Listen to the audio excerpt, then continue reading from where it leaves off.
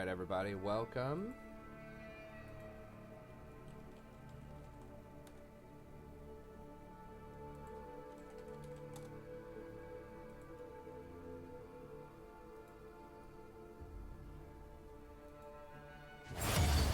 Queued up. Night mode. I don't know why it doesn't just default to night mode, I mean, honestly. So, this one, I'm going to starting earlier and ending earlier so that I can actually try to get some sleep tonight. I think my crazy schedule and lack of sleep is, you know, weighs on my performance some. I mean, I don't want to make an excuse, but it's, you know, if you don't get enough sleep, you're not thinking properly. If you're not thinking properly, you're just going to make mistakes. So,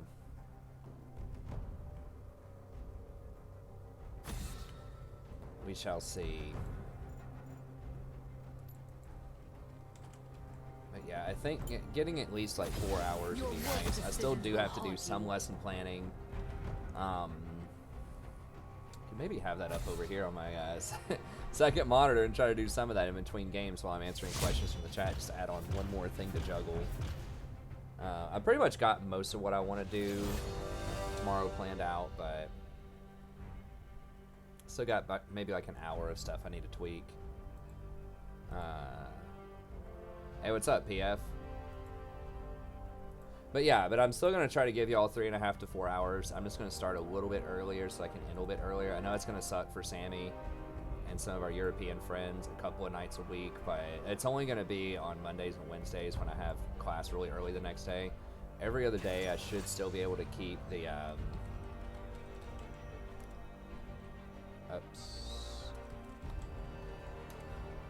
I should still be able to, you know, stay up till like 1:30 or 2. It's just, it's rough. And I really need to start working on my dissertation too. Like I've been saying for years, but like for real, it's gotta get done.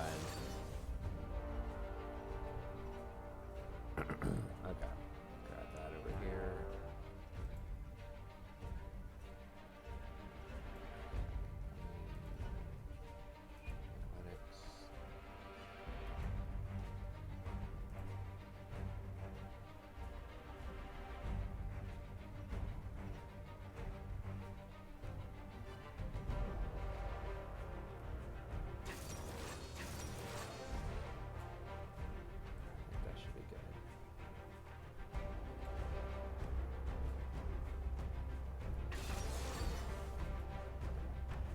I'm gonna try to go back through and label the replays. Hey, what's up, Brittany? Good to see you again, friend. It has been a little bit. Good to see you again. Oh, they picked Rakan, huh?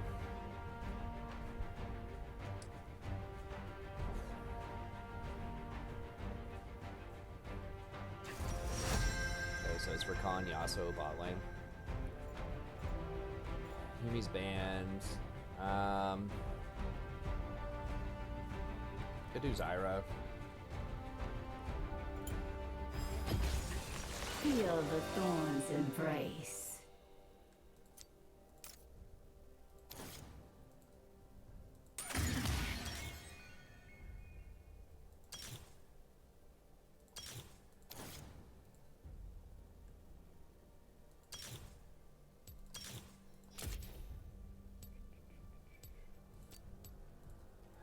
We didn't really scout it. Hopefully people know what they're doing. Hope is not a good strategy, but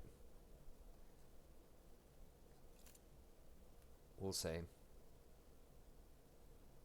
Yeah, I think Yasuo is a lot better. Oh, it's actually Ziggs bottom. That's a little different. I mean, Yasuo, especially if you have something that can knock up like Rakan or Alistar, Nautilus maybe. Yeah, Nautilus's hook also counts as a knock up. You're like, when you bang together, it's like for a brief second you're knocked up. Obviously his ult, but something that's more consistent.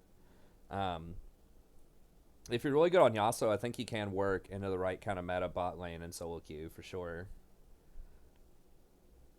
I mean, you know, it just depends. Like, if your support is active and you're trying to go for, you know, some kills, then he can be good. But if your support's just kind of like sitting behind you AFK, then you're going to take a lot of harass trying to go up for CS. So... Yeah, I don't mind having Yasuo on my team, bot lane, but that's because I usually play things that are pretty aggressive. Hey, what's up, Potato? Or at least I play them aggressively.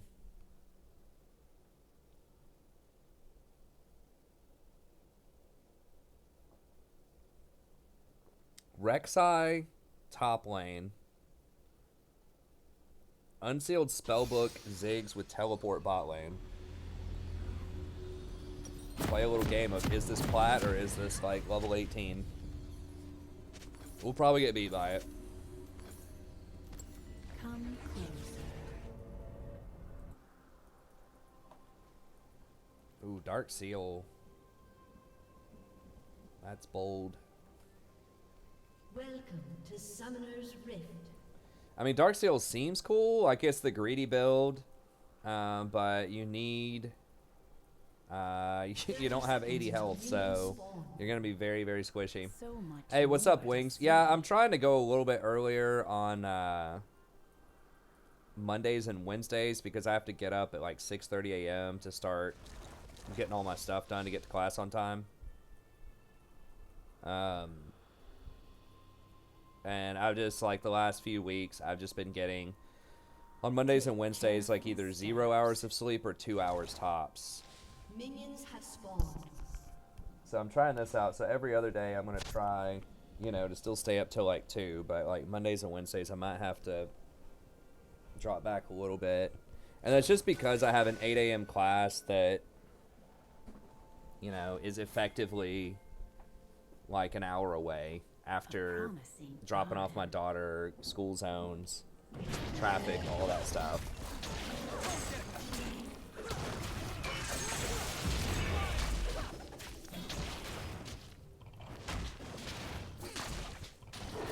I may have stayed just a little too long, we'll see. Man, I need to upgrade my mouse too. I know that a couple of people have volunteered to chip in to help me out. I'm just like really slow with doing anything, really.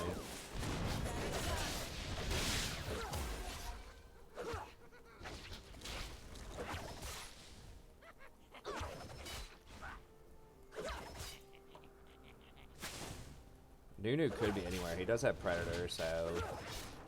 My goal tonight, I think, really needs to be just don't die to games. Try to play aggressively and don't die to games. I think that's the biggest thing. If I can just get away without trying to game.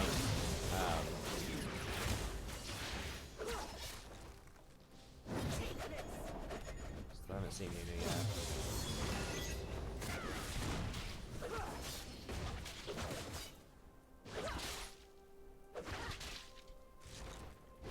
Maybe a ward scuttle here in a moment. We'll push one more and then try to ward scuttle.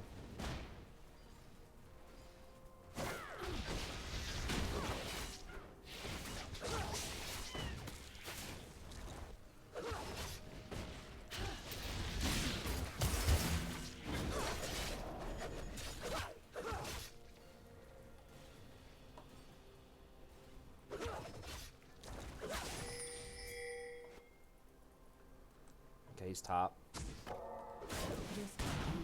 Yeah, we can push and scuttle then.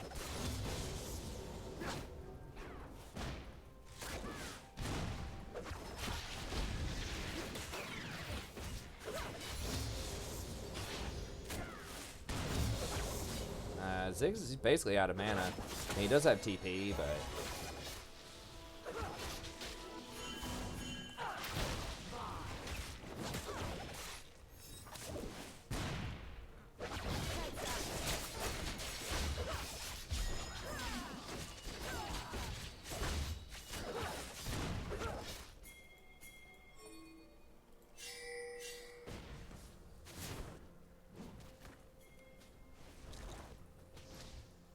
We're not going to be able to take it from him. Things aren't always what they seem. An ally has been slain. I'm going to pressure him off of it. I mean, if he wastes his chomp early... he got it. He does it so quickly. Wow. 3v2 top.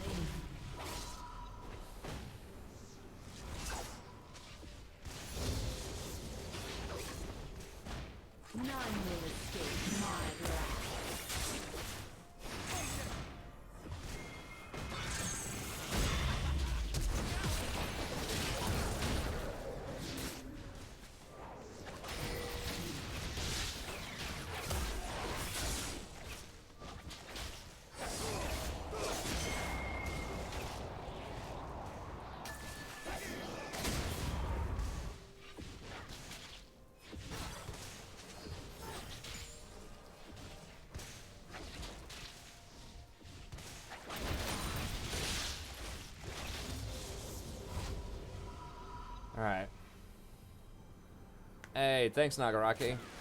I try. Hey, what's up, Space? It was a pretty good vacation. We got to go down to Kiowa with some friends. I'm gonna get a book here. It's kind of dangerous not getting any potions, but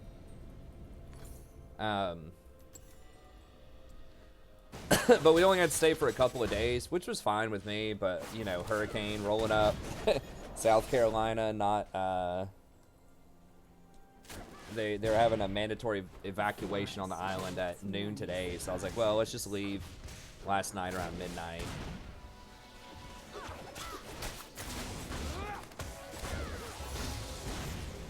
Might have been incorrect to not have a potion against those guys, especially the Ziggs. Wow. Took the mana ring, huh?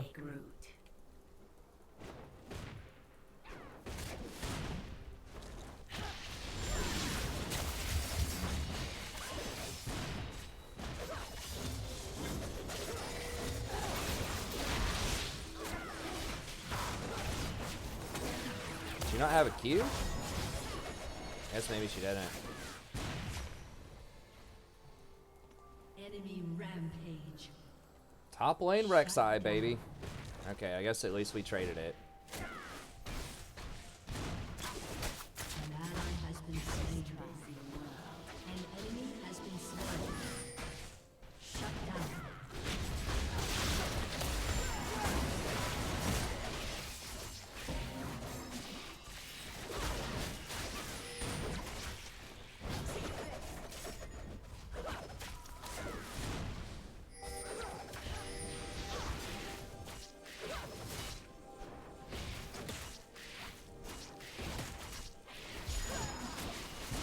Kron might still have his ignite. I don't think he does. He does have his ignite. He could just like W forward and ignite me potentially. So Forest holds many surprises. Ziggs could also just ult me whenever he pops 6.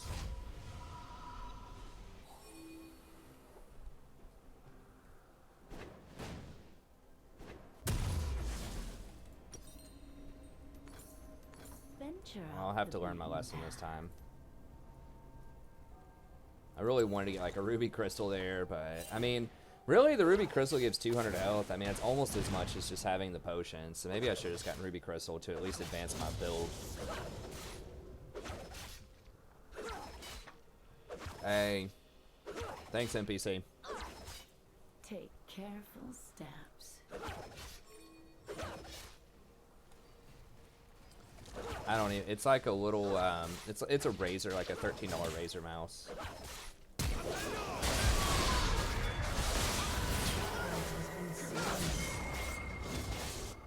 Mid's getting run over and we're getting run on.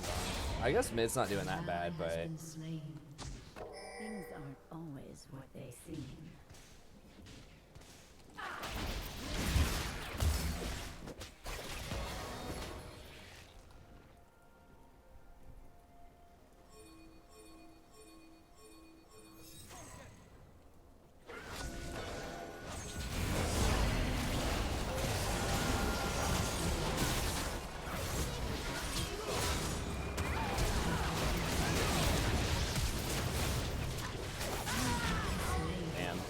I tried too hard for that after she was already dead.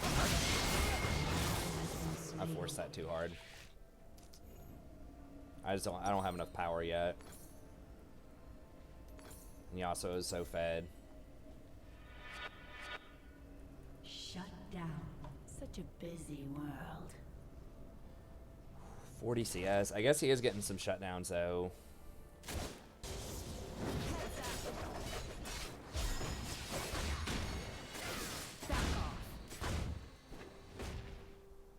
Star Guardian Zyra wouldn't work.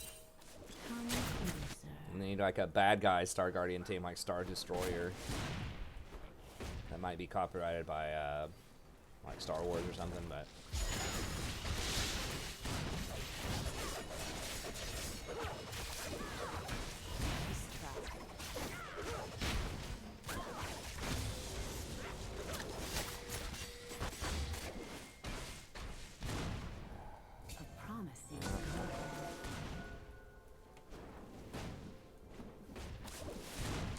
hanging in there, but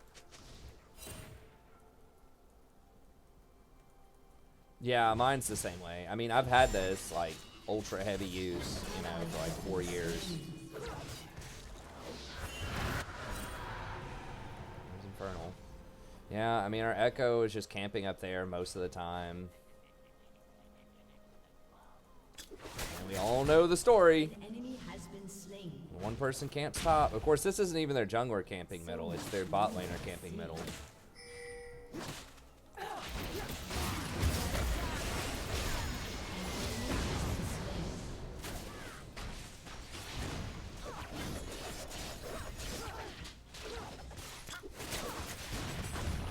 He thought he was gonna hop out, huh? Not on my watch, sir.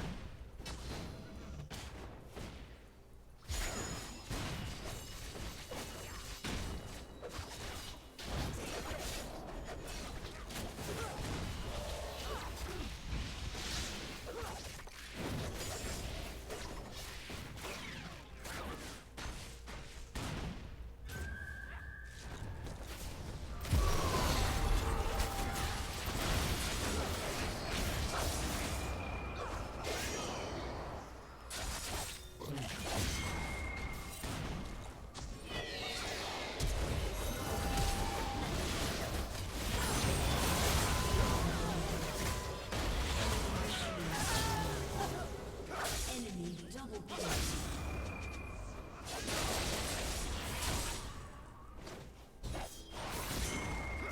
That's why we can't have nice things, man. That's why we have to play Rakan every single game, because it's 4 camp bottom every single game. But somehow only the enemy team's privy to that strategy. Maybe, I mean, maybe I'm just remembering it wrong. But it's just like, that's what my subjective experience makes it seem like. Your turret has been destroyed. Wait until my seeds take root.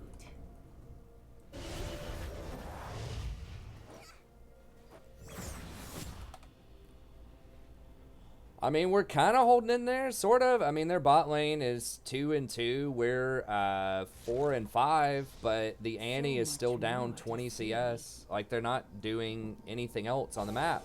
Like, we're not even up CS, and Annie hasn't even been bottom yet. Yasuo's been bottom like 4 times. It's like, I get it if you can't roam. Like, I know sometimes it's scary to walk through the jungle, but you got to be able to do something. I mean, I guess she roamed top. She's got 4 kills, so I guess she's doing something. Ooh. Oh my god.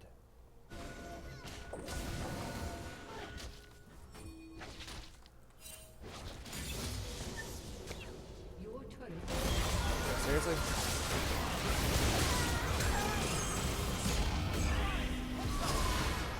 Wait, does he actually get out of that? For real? Who the hell buys a stopwatch? Second item. Yeah, he's not even in the inspiration tree. He literally spent 600 gold on the stopwatch. Like, you can't really stopwatch Annie's stun. I guess maybe, but...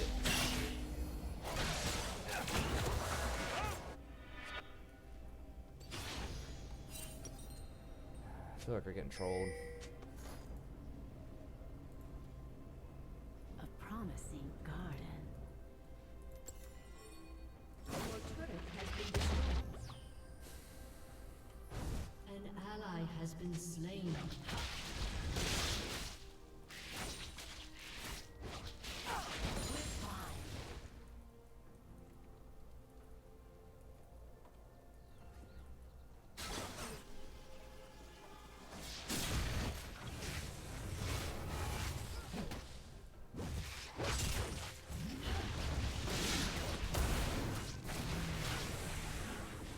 I mean, we're doing like all right bottom. It's just,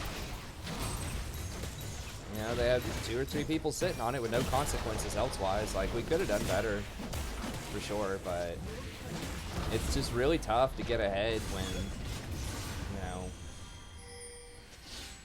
you got 1 or 2 extra people sitting on bottom.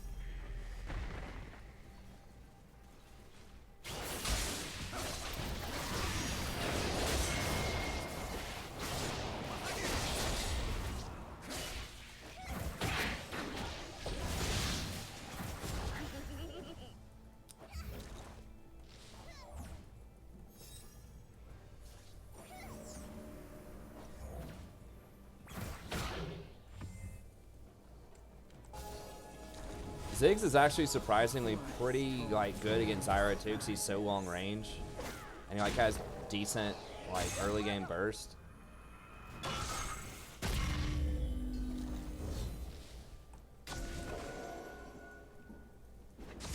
So it's like it's unconditional, it's weird, but it's actually pretty good against my pick.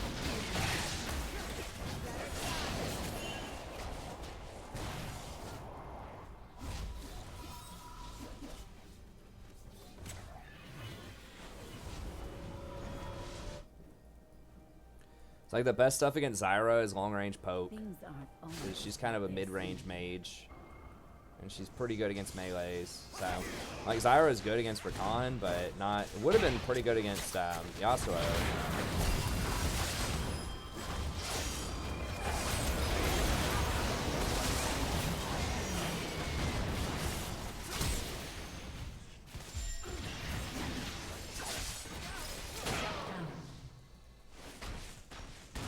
Everybody's rushing stopwatch, huh?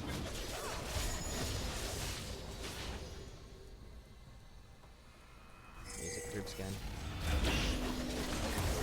Maybe we can come back. I mean, we're only down 6 kills. Like, 2 infernals, a bunch of towers, but whatever. Like, Wait until my seeds take root.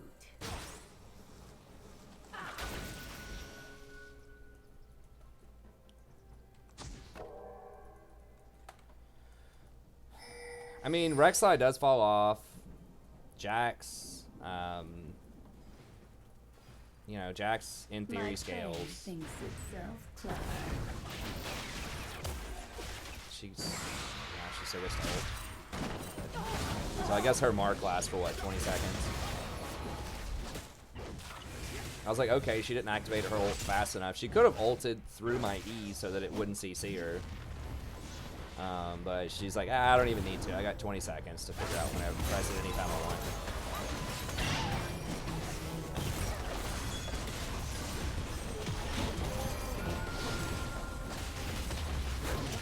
Your turret has been destroyed. Alright, let's... Venture off the beaten path. Your team has destroyed a turret. Your turret has been destroyed. It's just really hard for me to make plays when we're losing. Because I'm just so vulnerable, like the Rek'Sai. If anyone shows up, if Nunu shows up, Rek'Sai, pretty much anybody, I don't have any escapes, even though I took Relentless Hunter, which gives me a little bit of extra out of combat movement speed. There's somebody sitting right there. Oh, it's just a tunnel.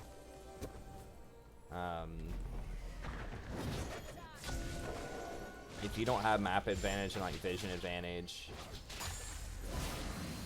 it's just tough. Like, I love Zyra. I think she is very strong. I just think that this particular meta, where there's so much high damage and so much mobility, just makes it really tough on her. Like, she likes, you know, 5v5 metas, front to back, you know, team fight metas.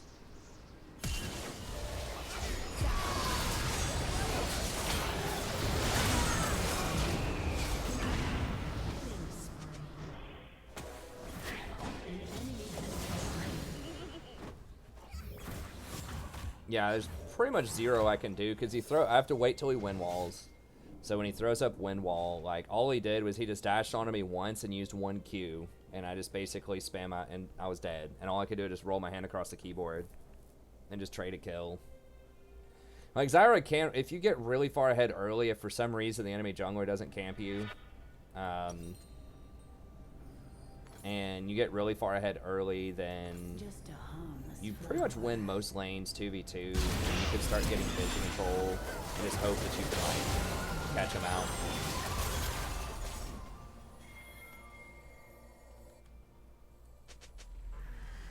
Yeah, I mean Fiddle can at least like you can like you know jump over walls and things like that, and you have like a more reliable fear where you might be able to escape.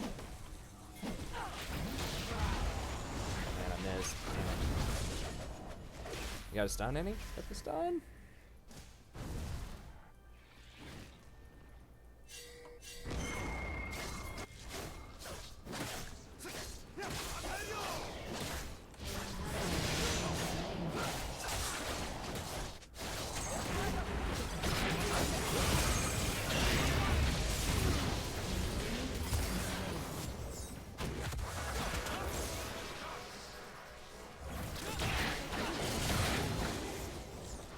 Echo's kind of coming online.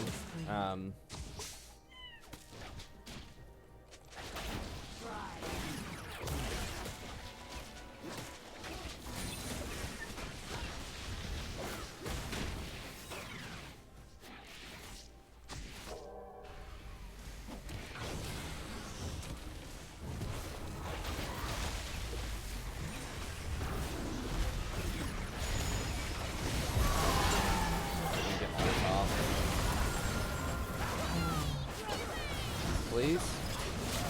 Any? Okay, thank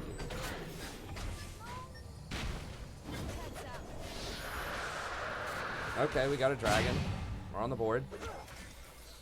Hey, Jolo. Right now, we're just Platinum 4, man. We're Diamond 4 a couple months ago at this point. We were Diamond 4 in May and June, and then just in July, we just kind of fell off a cliff, man. I don't know. We're just trying to get back to where we were. We were Platinum 1, I guess, probably about a week and a half ago. We were starting to get back on track, and then we just can't string together anything consistent lately, so...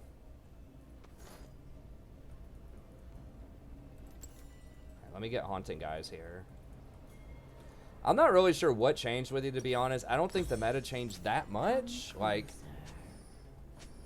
I mean, I guess supports were a lot stronger. I'd have to go back and think in July. I feel like I'd just be making excuses, though. I just need to play more consistently. Like, it's obviously still possible to get to Diamond plays. An enemy has been slain. I don't know. I mean, Lux was really good there, and that was like pre-Yuumi nerf.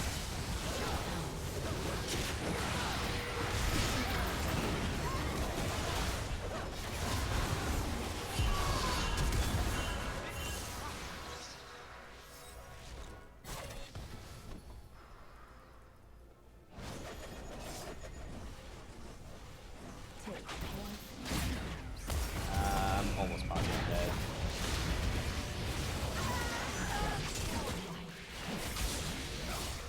I mean, I guess I could have tried to back in a random bush over here. Maybe that would have been better. I thought maybe I could try to make a run for it before Yasuo got there, but...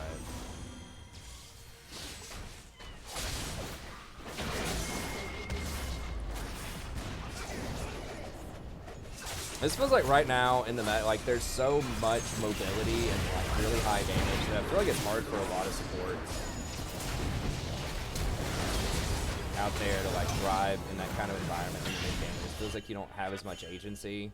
There's a lot of champs that just don't, unless you're one of those like 1v9 champs, and then it just feels kind of like a dice roll. It's like, okay, who's 1v9 champ is going to get more fed?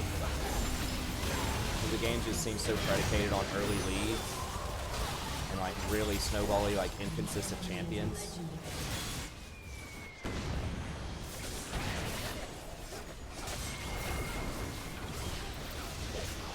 And they've tried to add like more comeback mechanics to do that, but I think like the phenomenon that you're seeing with this is, you know, a lot of the best champions, a lot of champions that you see like pick banned every game in pro, and that even champions that have a high ban rate in solo queue oftentimes have a really low win rate because they're very inconsistent, and I think that's part of what makes it.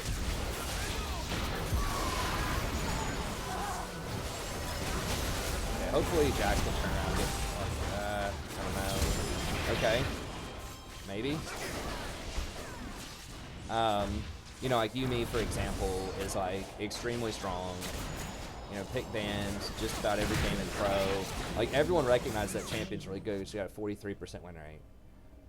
She's not exactly like the other ones, but it's just like over and over again. It's like Akali, Irelia. He also actually has one of the higher win rates of these types of champions. It's just these 1v1 highly mobile, high damage, like high scaling champs. And it's like if that type of champion, like a standard matchup like Akali versus Irelia or something, you know, whichever one of those gets fed, they're going to be like basically worth 2 champions. They're really strong. And then when your team falls behind with that type of champion, when you're like an Akali that's 0-3, you don't have any CC, like it's just really hard to get back in the game. So it basically turns every game into like a 6v4. That's why it feels so Clown Fiesta too all the time. Is because there just are not those consistent champions, you know. like Sejuani or like Scion, you know, something like that. That's like just kind of tanky, consistent Maokai. Like you can just do all right on the champion, Venture off the beaten and if you fall behind, you still do stuff. I guess people are still kind of picking Malphite for that, I guess, but so that just makes games feel really swingy when everyone's basically playing like some version of Akali.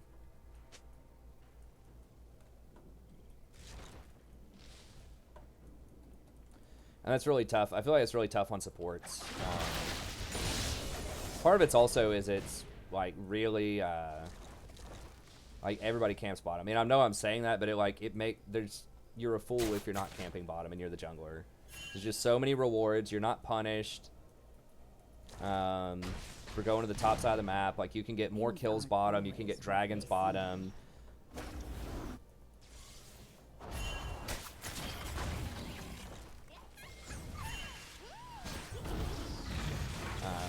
So I don't know. I'm just explaining kind of the phenomenon. You've seen a lot of people that are kind of frustrated with Season 9. I think a lot of people don't explain it quite like that, but I think that's basically what's going on, is mobility and damage are too high, and the best champions are just really inconsistent on a statistical basis.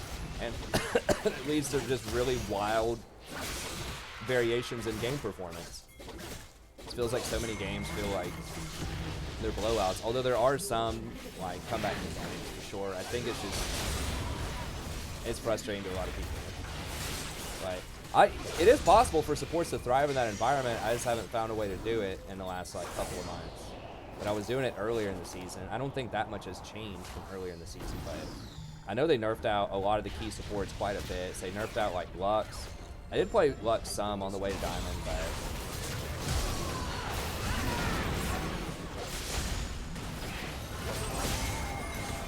one more hit. Okay, got it. Yasuo.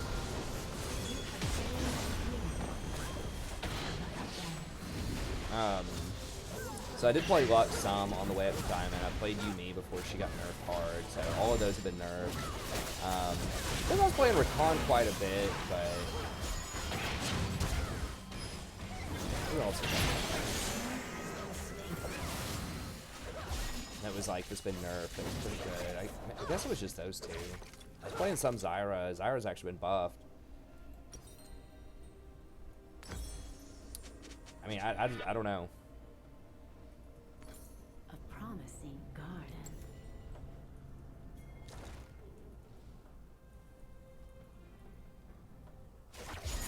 Maybe 80 carries got weaker.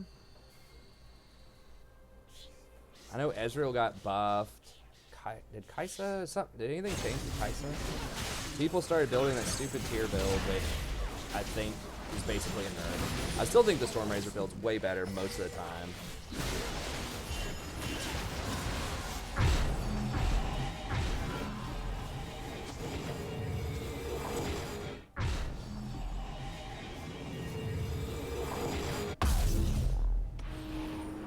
I mean, the high mobility, like, look, no one wants to see, like, at the World Championship, Ornn versus Maokai top or something, you know? Like, no one wants to see, you know, a game with, like, 3 kills and, or very few people, I should say, want to see a game with, like, 3 kills at 40 minutes. You know, where it's just a farm off. And Riot's trying to respond to everyone crying about, like, the tank meta and all that from last year.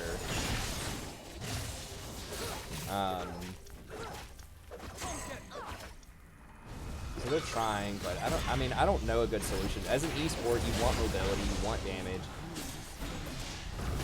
People like playing that stuff, and just playing against it is really tough. Okay, hey, we're coming back. Alright. Yeah, Echo came online, Jax is online. Rek'Sai is becoming worthless, and she has most of their kills. I mean, part of it could just be concentration. I just need to focus more. I mean, that's probably the main thing.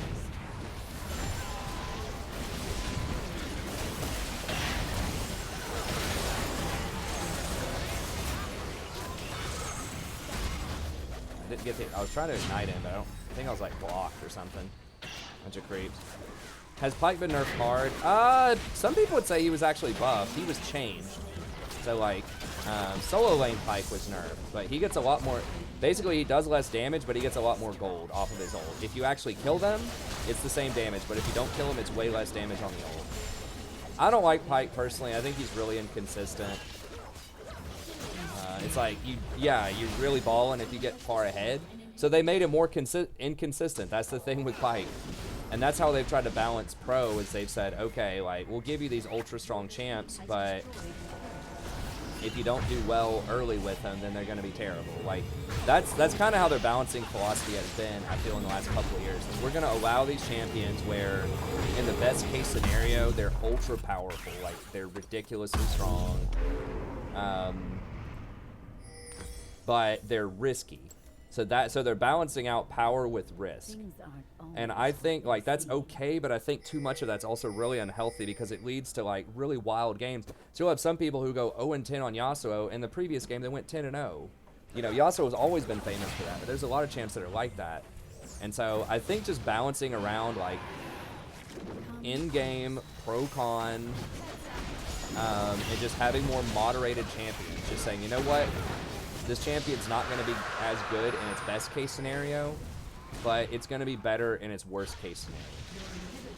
Like, I think moving a little closer to that is going to be good. We got to defend this, man.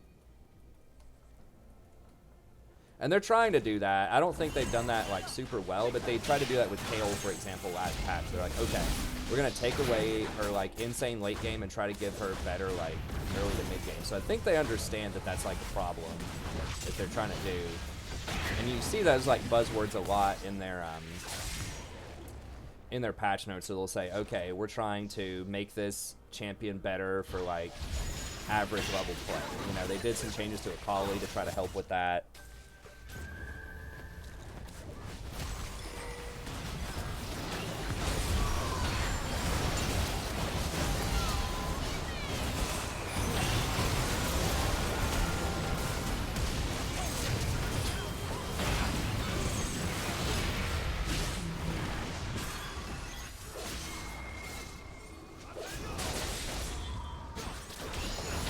So I think they know the problem, they just don't have good fixes for it yet. And we don't have waves. So much more to see. Yeah, we can't go through 3 people in their base, I don't think. It's just best to go for a second inhibitor.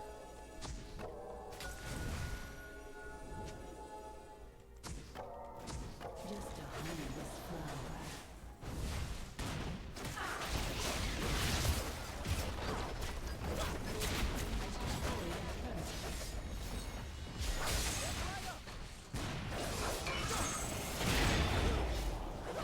Jack's back. I think we got it.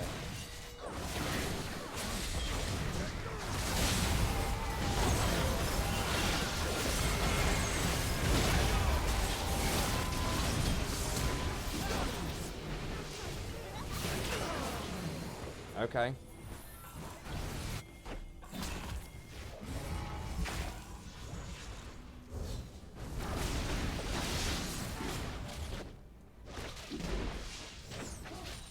Okay, so we just kind of outscaled him here.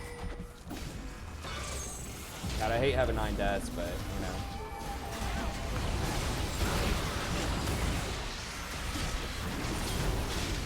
Holy crap.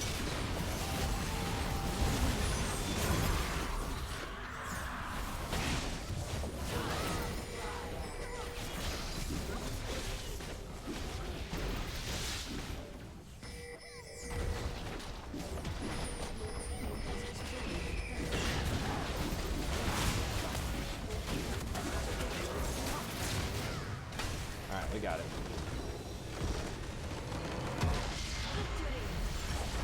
Yeah, that's kind of the problem is they did nerf Sona a lot, who was really consistent, and my Sona win rate was really high before that nerf. But yeah, she can't make plays. And that's the issue is, like, I feel like as a support, really a lot of the time you need to be able to make plays because a lot of people are not, because tanks aren't very good right now, a lot of people just aren't playing stuff that can make plays in any role.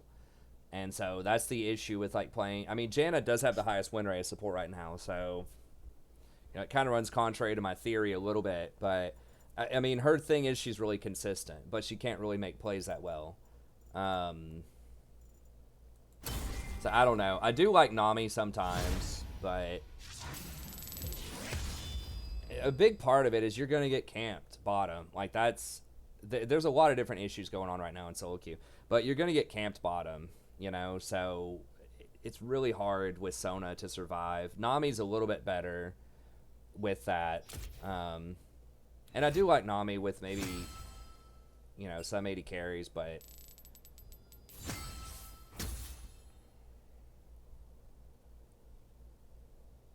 I don't know, man. Like, the Rek'Sai was, like, the only reason y'all were even... I mean, the Yasuo was pretty good for a little while there, but the Rek'Sai was the big reason. Of course, it's the Ziggs, you know... The unsealed spellbook Ziggs bot lane that's complaining. Yeah, I mean, Janna does shut down plays, but I don't know. I feel like right now, I've tried Janna. It's just like...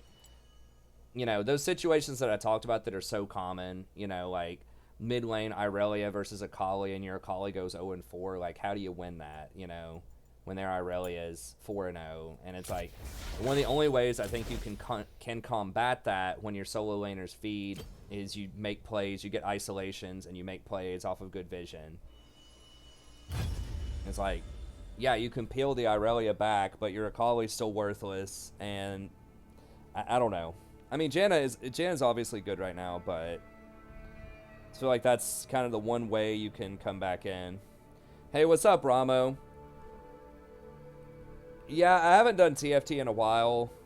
I might at some point revisit it, but my viewership was dropping off quite a bit whenever I played TFT. The guides did get good. You know, the guides got some really good traction when the game first came out, but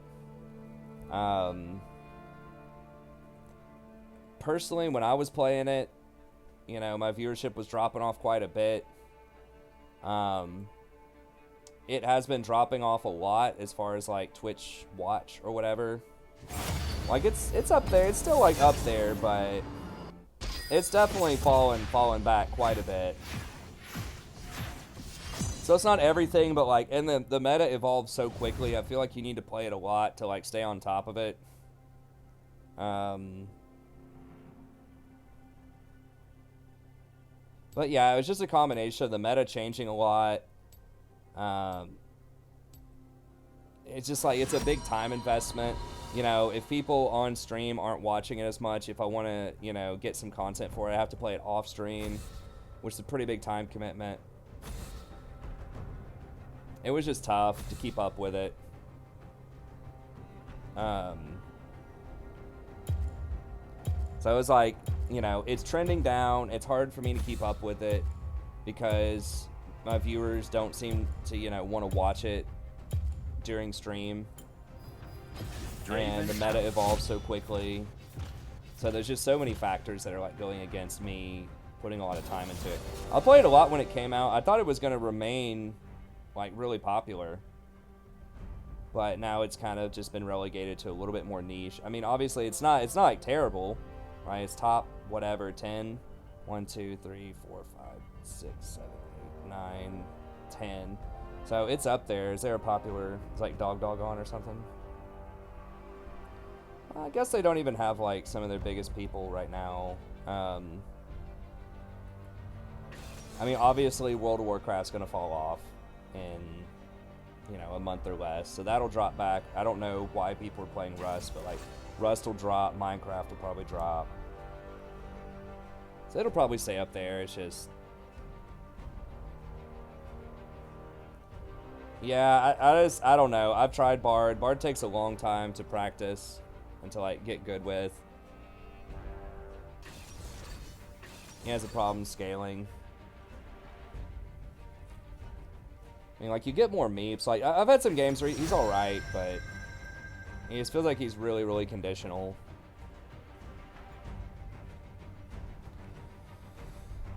And it's Karma? Could also be Zillion.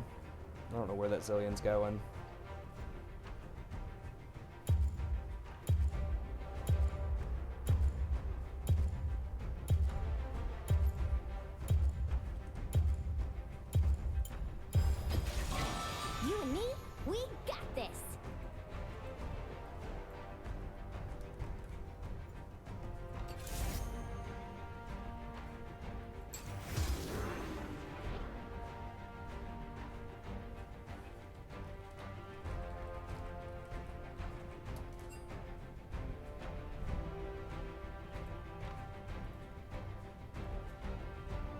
Bard does have a really high win rate. I think he's like the second highest win rate support right now, but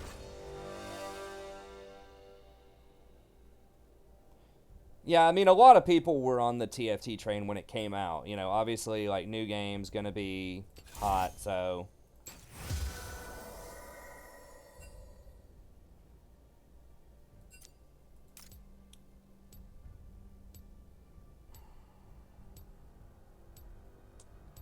I think this is where I still want to be. I don't know. I've seen more and more people taking Airy.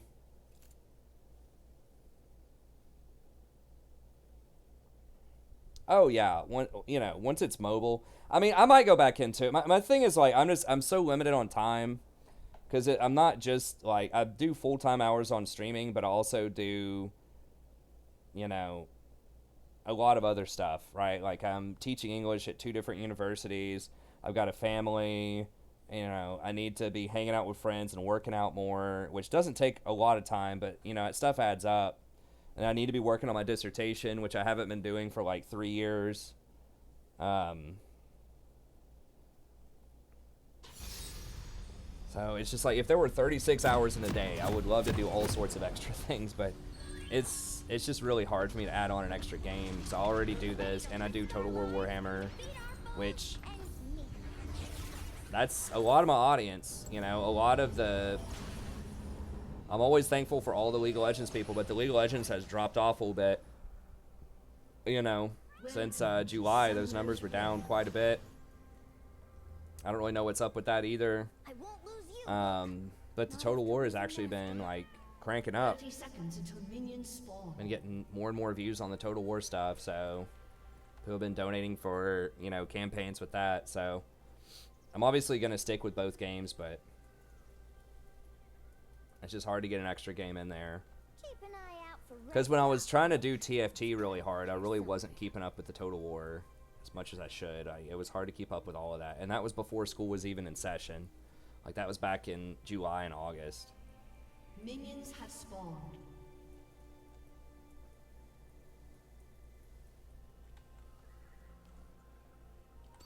Where to, book? So it's Zillion. So yeah, I didn't want to do Rakan into like Zillion or Karma. Like Karma will bust him up early, and Zillion's just really annoying against like for all ends. But like Poke is very good against Zillion. I wonder if going 3 points of Q in lane and then switching over to E is better. For bigger heals after the nerf to Q, like Q, if it's even worth getting 6 points in it early, or if it's better just to go for the heal.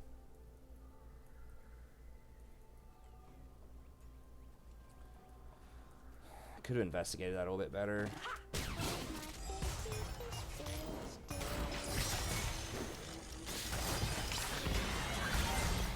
Oh, what? The mouse is tripping.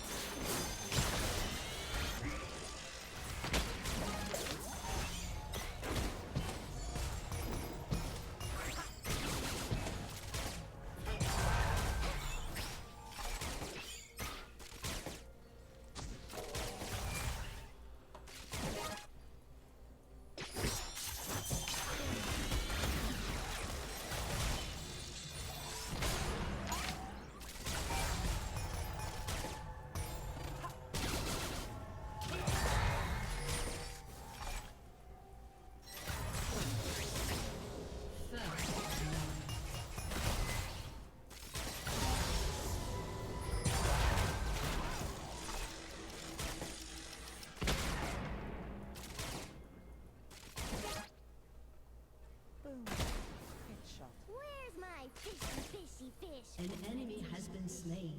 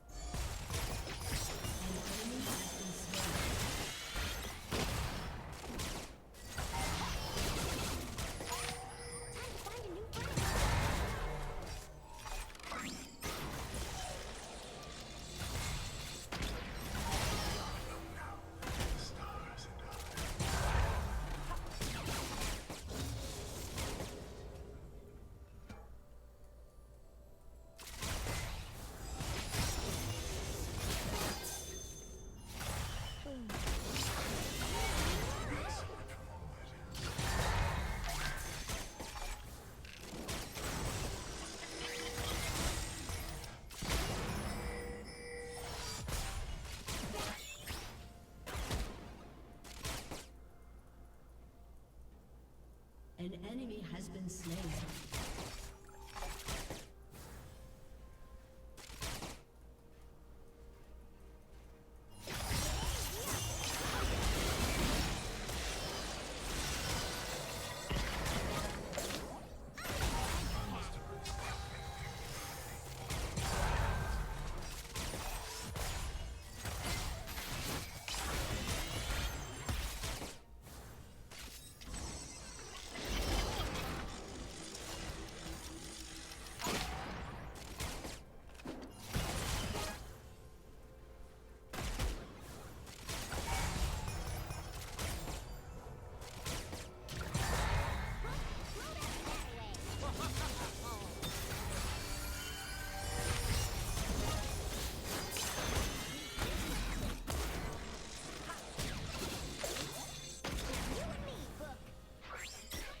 Yeah, they're obviously wanting the back right there. We're just gonna try to push up if we can. Yuumi doesn't really have any wave clear, so it's kind of awkward.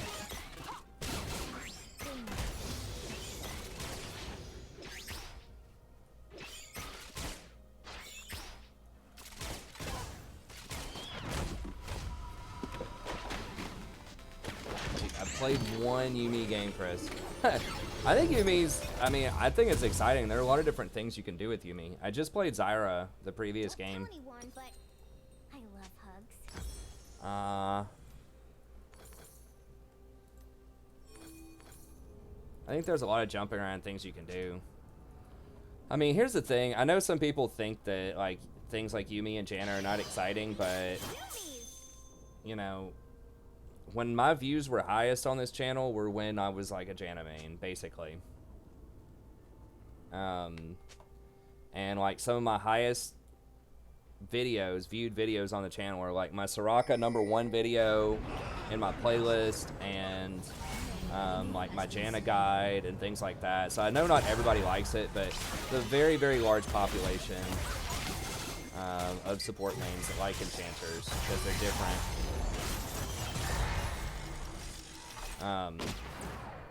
Whoa, that still hit me. I didn't realize that still hits me. So I switch it up. I play things like, you know, Zyra and Rakan, but, you know, sometimes I play Yuumi also. Okay. I appreciate you tuning back in, man, but yeah, it's mostly been Rakan and Zyra.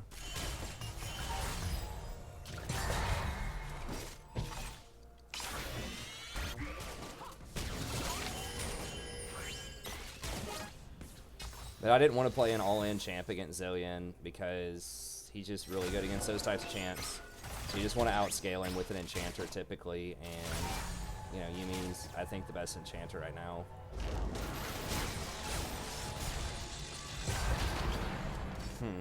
That's really weird that it actually still hits both of us, even when I should be untargetable.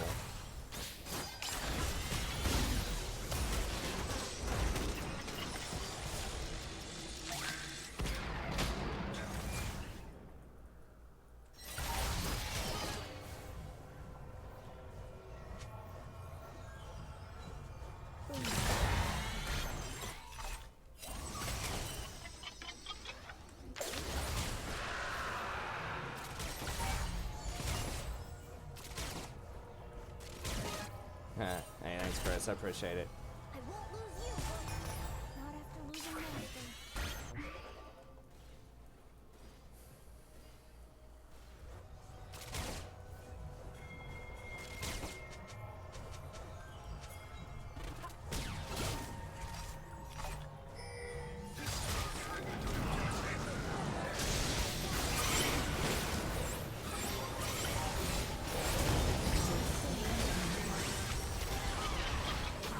Alright, well, we got the 4-man bot this game.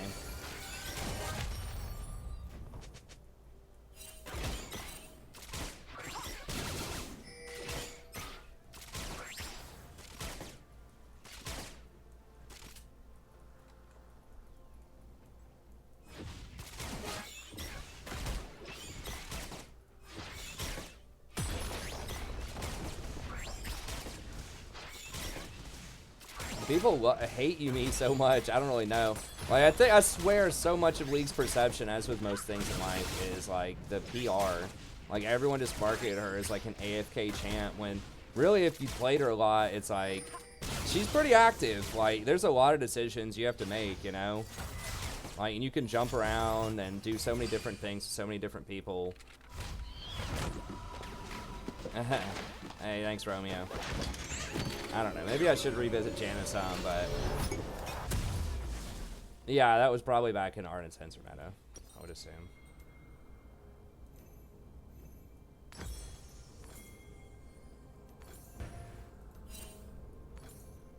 Yeah, Janna is great. I don't know. Maybe if I have a Jinx on my team or something and it looks right, we can try her out again.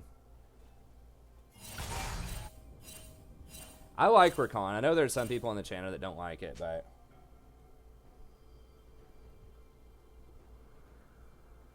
the Sadie like hugs? No. Sometimes. I wouldn't say she likes it. I would say sometimes she tolerates it.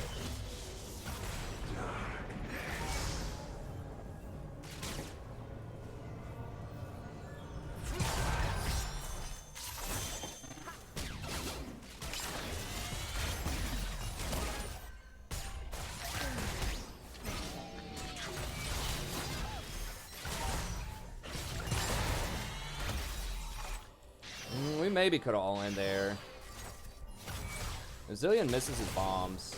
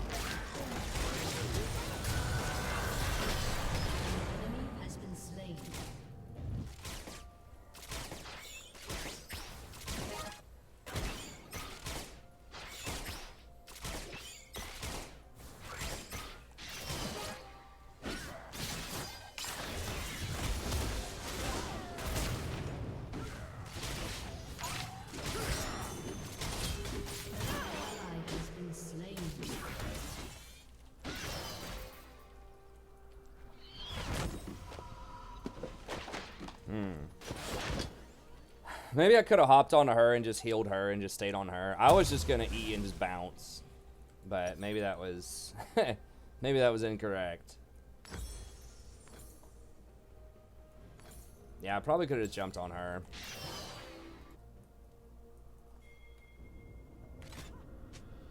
Say you like fish? Yes. Python's easier to learn, better time management. That's the professional argument.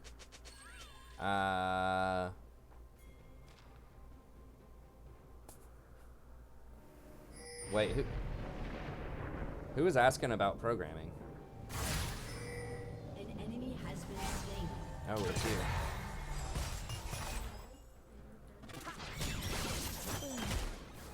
Do I know what?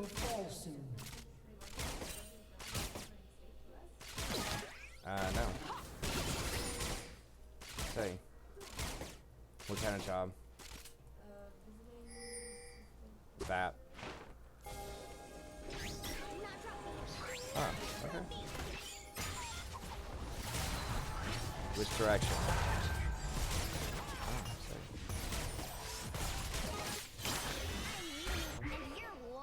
Maybe we meet up with him sometime.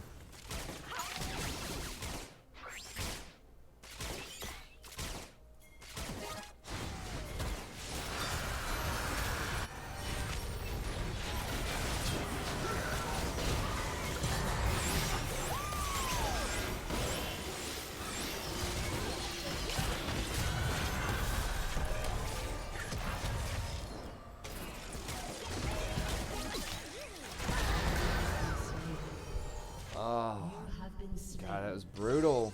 Did we at least get the dragon? No, they got the dragon too. It's like, man, you gotta wait until we get priority.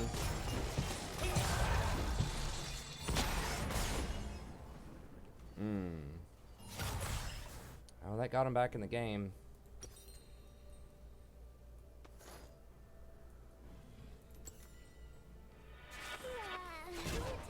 Did she not have TP? No, she hadn't.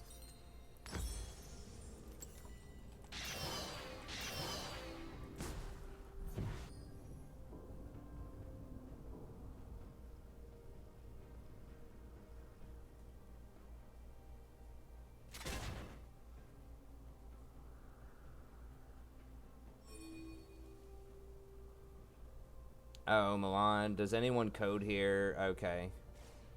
Python. Okay. Alright, I missed that conversation, but yeah, I have no idea about coding, so.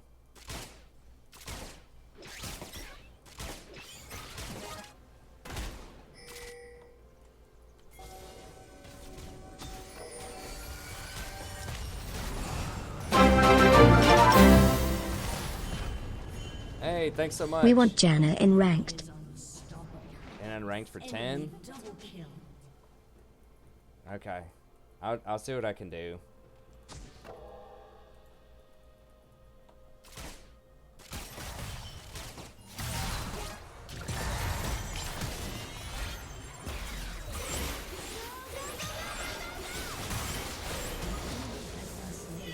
I really didn't want to blow my ult there, but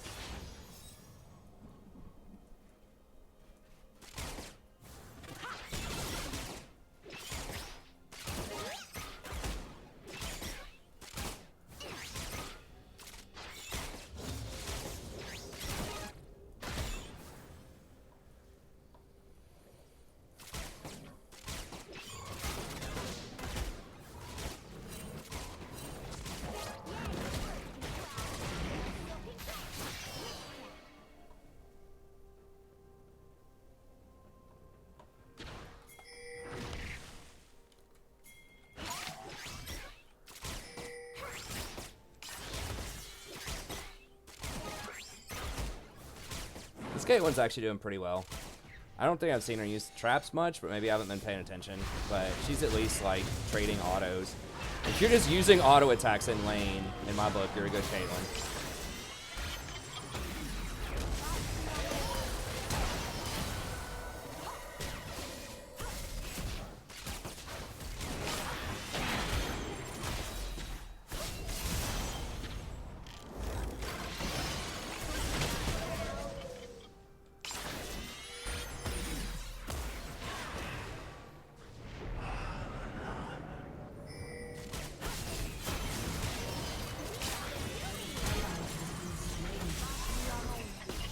What? Why can't we go?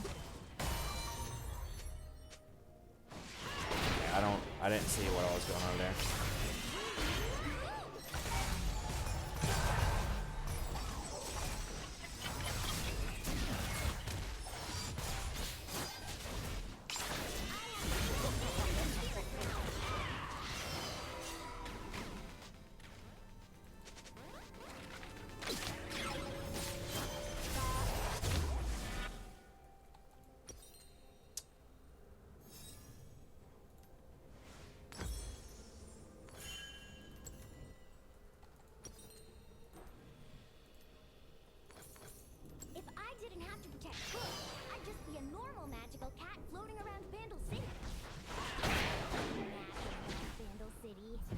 Hey, thanks, Space. Well, hey, thanks, Chris. Well, I don't have a lot of video editing as a main thing, and there's a lot of competition out there right now.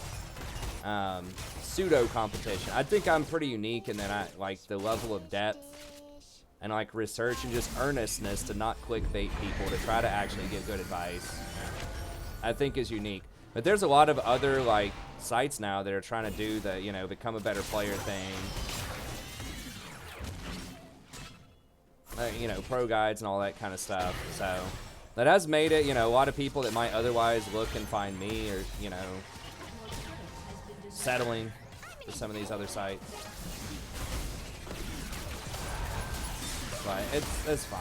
I mean, I appreciate everyone that sticks with me.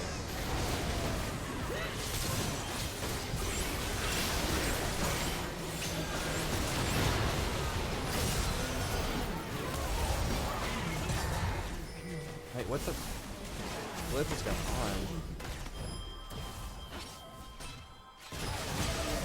Oh my god.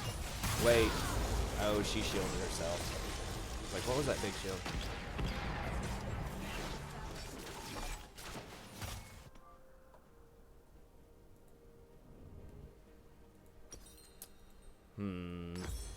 But yeah, I mean, I don't know. If I didn't have a bunch of other stuff going on, if I went like all in on the content, I'd probably, you know, do a lot better with it, but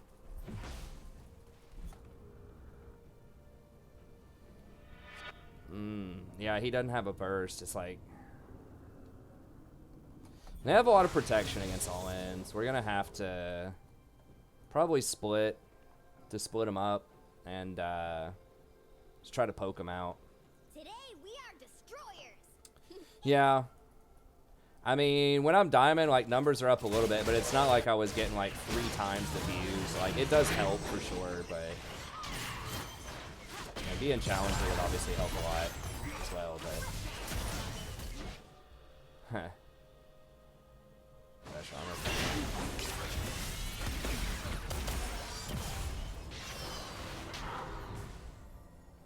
This game's getting pretty tough pretty quickly. Dude, come here. Enemy killing. The Syndra's playing so far back. Has been destroyed. Blood Razor's fine, it's scaling. Okay, so Syndra's just gonna sit there and type. Maybe I try to play around Camille.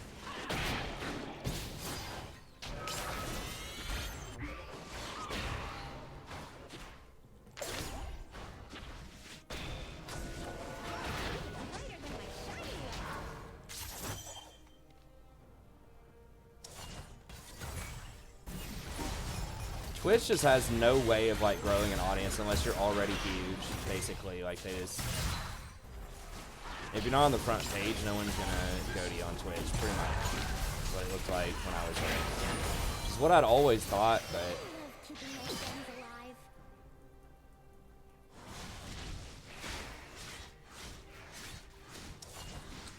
can we even win something that's stalled out?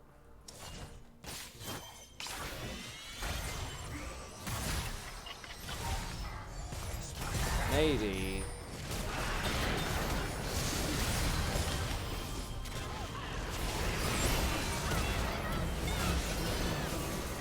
God, dude, what?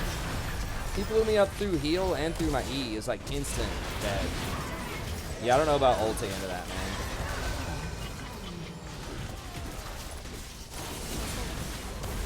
Wait, like, you saw he had the zillion golden circles. Why would you go all in on that?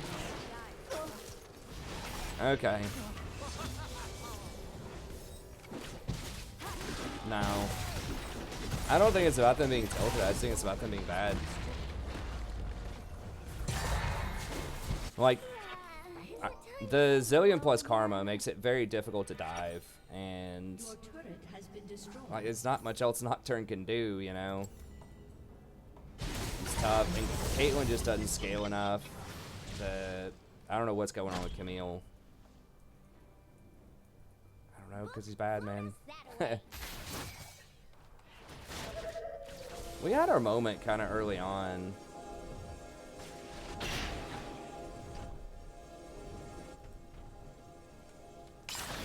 That's clinch. It's going to be too fast, probably. Oh, alright.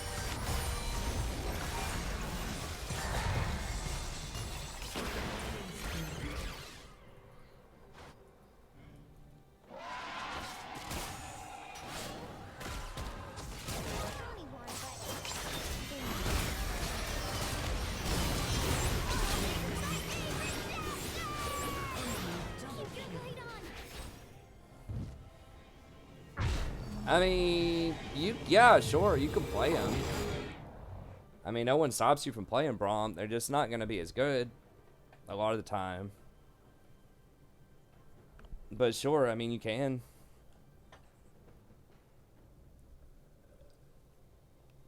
I mean, there's not much flexibility with Braum. You know, you're getting the forward item, you're taking Guardian, you're taking, you know, like Knight's Vow. Or was it 5? Like, there's not a lot of flexibility or, like, different things you can do with him, you know? So, you know, he is what he looks like. He's a team fighter, low scaling, you know, heavy CC tank support. Losing master. Couldn't even get over to him. Has been destroyed.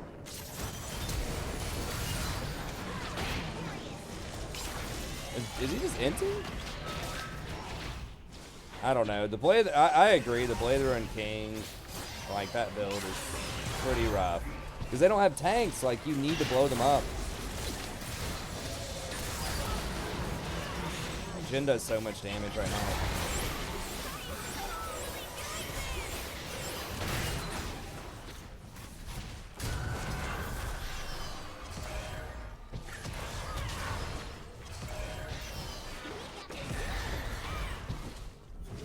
Has been destroyed.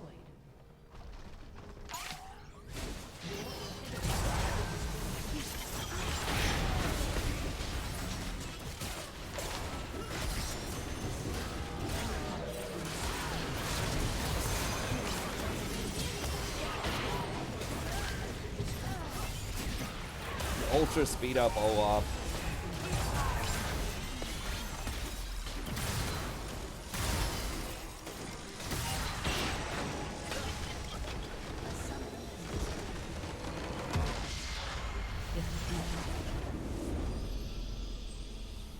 I played Karma quite a bit. Karma was another one who was really OP, like, in May and June for a hot minute there. I was one of the first people to, you know, say that she was going to be super good after those buffs. And she ended up being like 55%. So yeah, like Karma and Lux were both super good in that meta.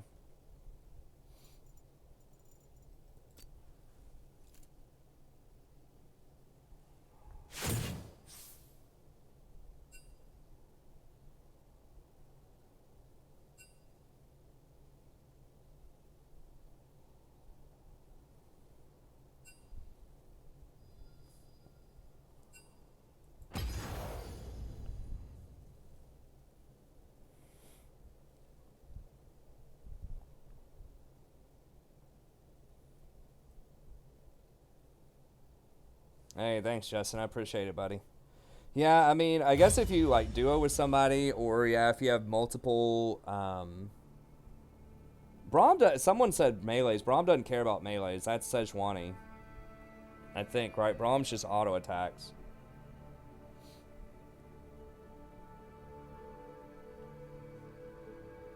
But, yeah, I mean, if they have a lot of projectiles that are really important that you can block, you know, something like a Zyra or a Twitch, like the AoE projectile type of stuff, you know, he's going to really shine in those spots.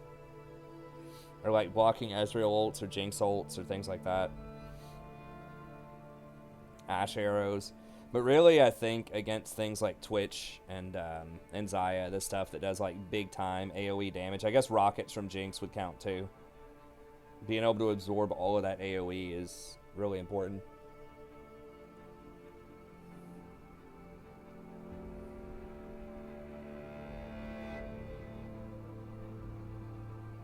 Paired together with something like Lucian's obviously good because each one of his little double shots triggers.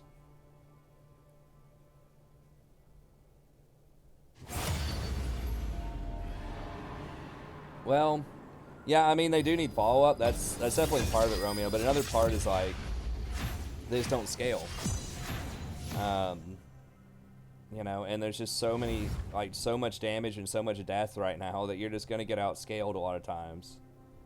in solo queue. You know, when the final score is like 40-40, you know, they're not going to be that good. But when the final score is like 15-15, they're a lot better. Hey, what's up, Roach? I think climb is a generous word.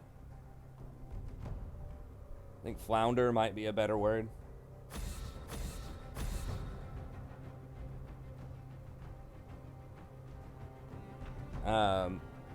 It's going all right. How's your school going? Oh, wait a second. We're gonna wait a second just in case they have a troll on their team. Yeah, I mean, he's good against a lot of stuff. Like, on paper, he's really good. If he just had better scaling, just toss him a couple of AP ratios, give him a heal, then we can talk.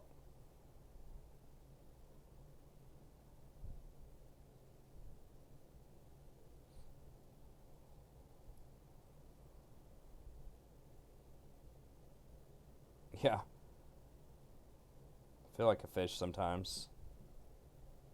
I don't even know what that would feel like.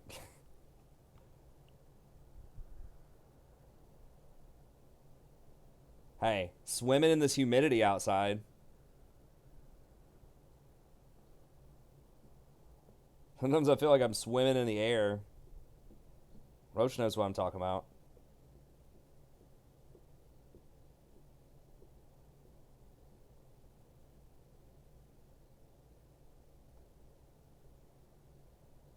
Dude, I saw in Classic WoW that, like,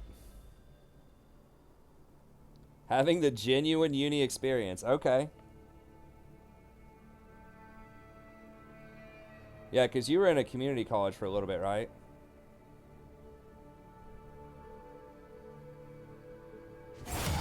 I don't think you're using the word plateau correctly, James.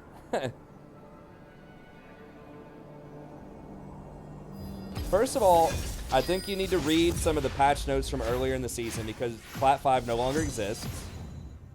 And second of all, I've been Diamond several times this season. We were just Plat 1 last week.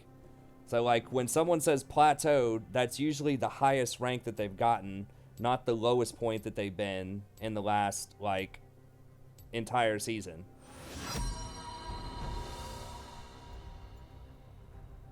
Nice. That's what I'm talking about. Those Ohio chicks, man. Hey, that sounds good.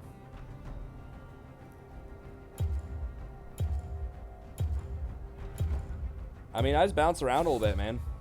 Like I said, you know, the last couple of months haven't been great, but the previous couple of months were awesome in terms of rank. Your worst decisions will haunt you. I mean, I think it would be a fair argument to say is my plateau D4 because I've never been over D4, but I've been up there several times. I think you could make an argument for that that might be my current, you know, peak or plateau.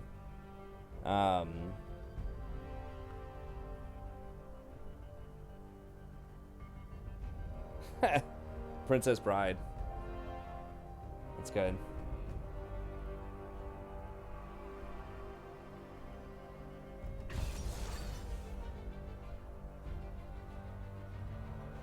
I don't remember what the word was from the movie, but I don't know, man. I mean, look, you can make whatever you want out of it. Like, I've just been inconsistent the last couple of months. Sometimes I do really well. Sometimes I don't.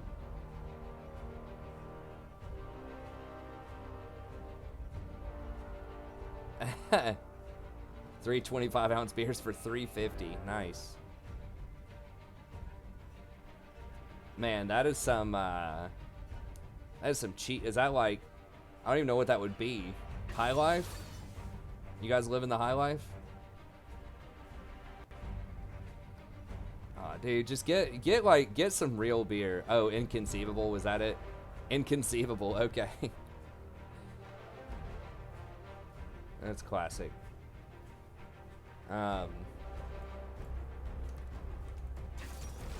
Dude, just get like, I don't know, get you some Newcastle or get you a Guinness, man. Just pay up a little bit for Guinness. I don't know, man. I couldn't drink that cheap beer. I just felt like trash afterwards. But I mean, it's whatever's going on. Hey, what's up, Albers? Yeah, I got your email. I'll send you a response later. But basically, I don't think I'll be able to do what you were suggesting.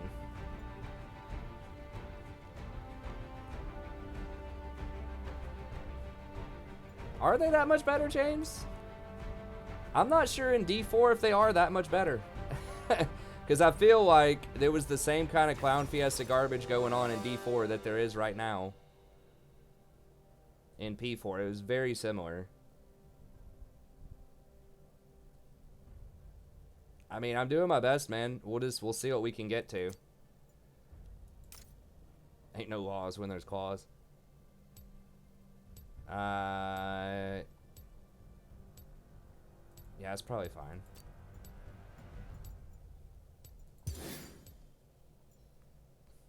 Oh, I switched the skin at the last minute. Do I drink White Claw? I don't drink White Claw. Hey, at this vacation, this place we were staying, some people had some Trulies there. I'd never tried a Truly before. It was okay. It was pretty good. My wife liked it. Yeah, I'll try, Benjamin. I'll try to do it next. Usually it's 20 for, like, guaranteed we do it, like, next game in ranked. Like, 10 is for normals. You know, like I said, I'll see what I can do, but she really wanted me to do Rakan this game. So I'm going to try to get it in a game where it looks good, but we didn't have any engage, really. I guess we had, like, Lee Sin, but...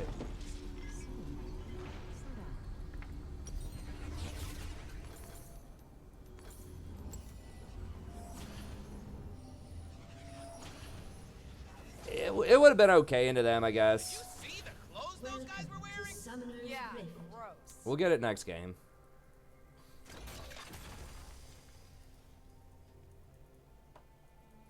I don't know. Honestly, I don't notice that big of a difference. I mean, there is a difference, you know, in Platinum and Diamond, but I think so much of it just comes down to, like, who snowballs, who gets ahead, and, like, how many autofills does each team have, or, like, better way to put it, how much experience does each person have on the champion that they're playing. Well, I think so much of it comes down to that, rather than, like,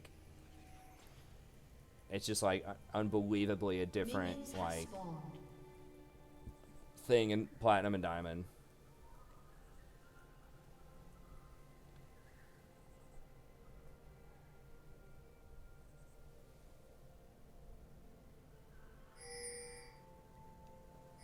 If you need me, whistle.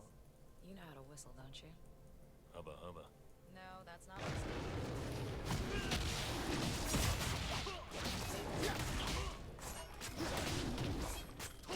I don't know. I think the games are about of similar quality. I just need to be a bit more consistent, but yeah, I mean, it's like, it feels like almost at all levels of play. Like, if you put a Diamond against a Platinum person on average, they're going to be a lot better, but I think, like, Diamond versus Diamond or Platinum versus Platinum, like, it's going to be pretty clowny. You know I love you. First blood. It's like, you always count on there being a first blood at level 1.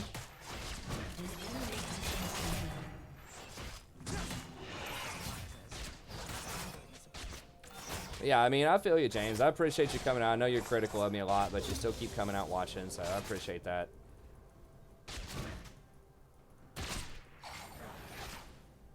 Hey, Gaia, Yeah? you sexy.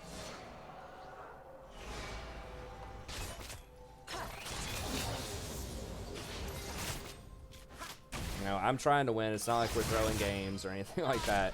Not like we're trolling around. Like, we're trying to play, you know, stuff. I am trying to play some different stuff because I know people don't want to see Rakan every single game. So if I see a chance to play something else, I'll try it. But we have played 3 different champs tonight.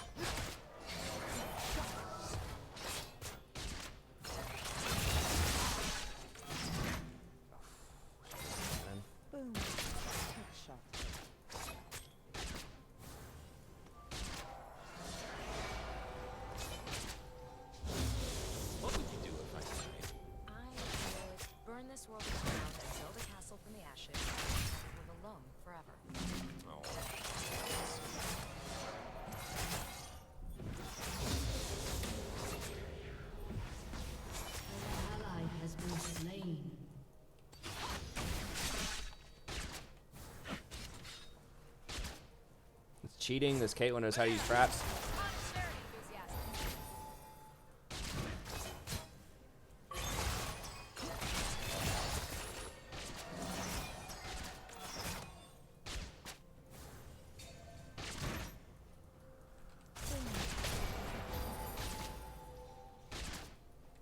Yeah, I mean, that's one of the nice things about playing support is that it's extremely rare. It's like less than 5% of the time that you get off rolled.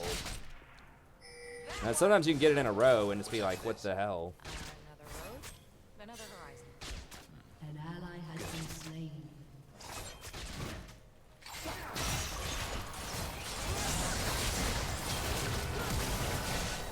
That could have ignited him. I didn't think we were going to get him that low. I need a strategic Ignite actually wouldn't have killed him, I don't think.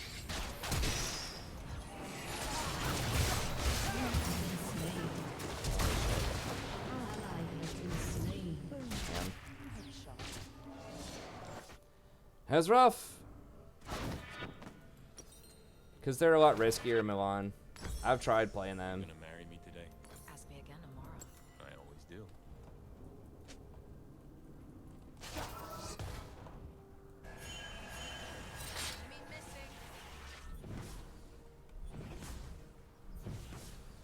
I play Leona sometimes from time to time, but it is very dangerous because when you go in, you're not getting back out. Although Leona is Love is so cruel. an attractive pick because she has such a low cooldown on her ult. So you can make plays like very often with that. But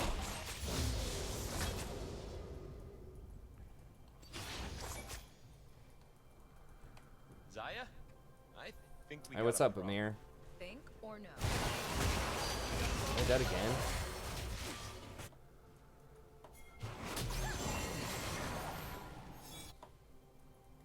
Maybe.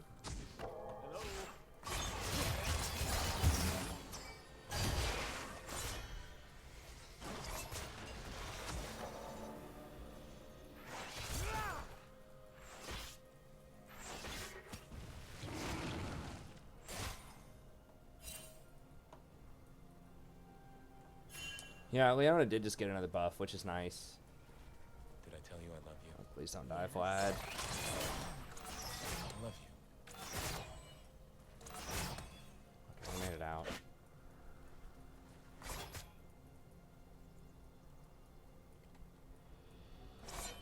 Shut down.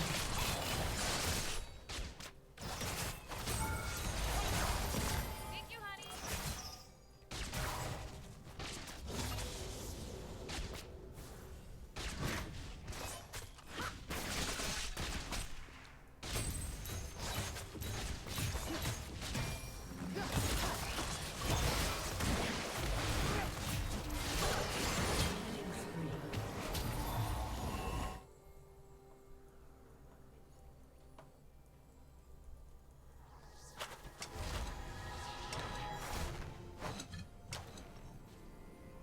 Yeah, I mean, it's going to be a lot lower at Challenger just because there's not a lot of people on. I dance because I'm free.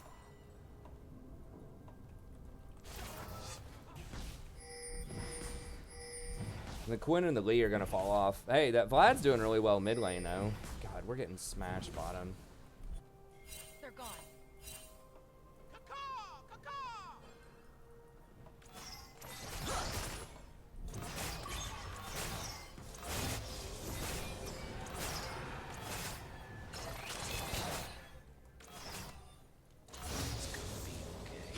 We can do this.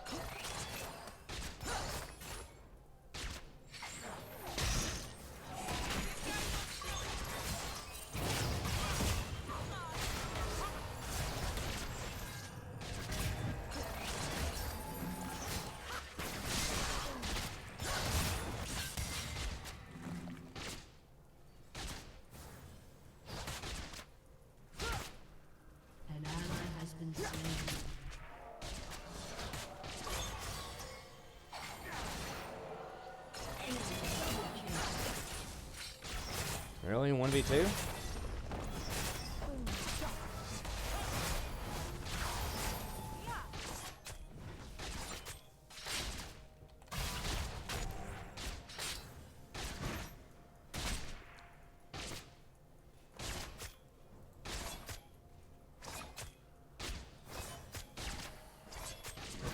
I'm fine.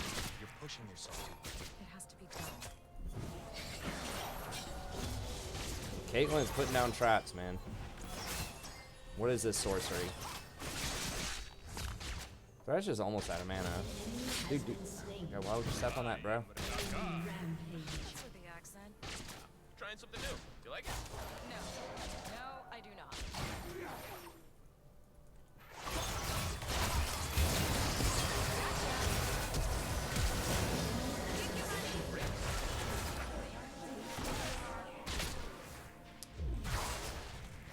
I guess we got a TP out of him.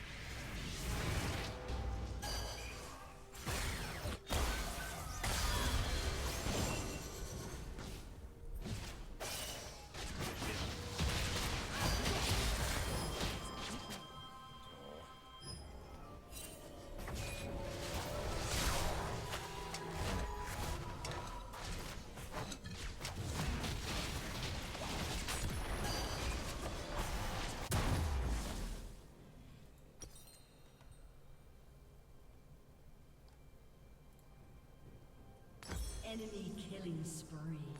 Ha! I'm G to the D. Golden diamonds, boy. Woo! I mean, she's got vault, she's ranged. How is he getting close enough?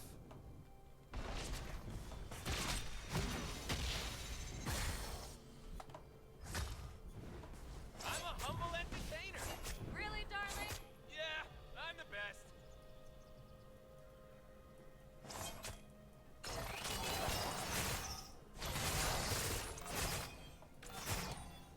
Danger!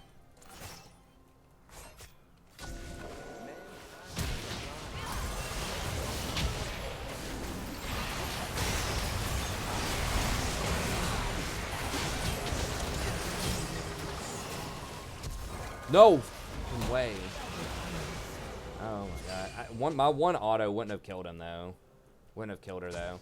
I don't want to Could I have gotten 2 in there? I don't know. I was trying to hand it off to Zyra, but I think I only like delayed 1 auto.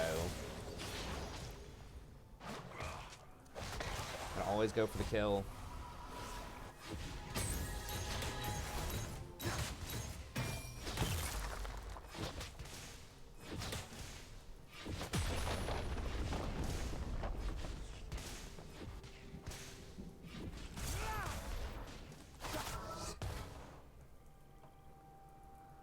Nah, I'm not like trying new things. I'm trying to win.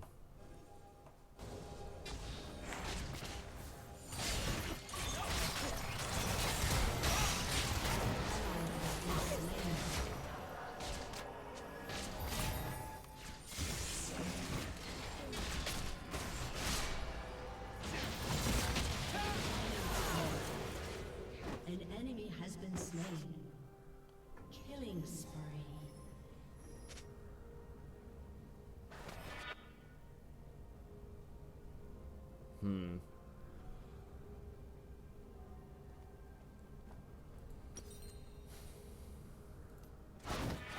Might just go for Athene's here.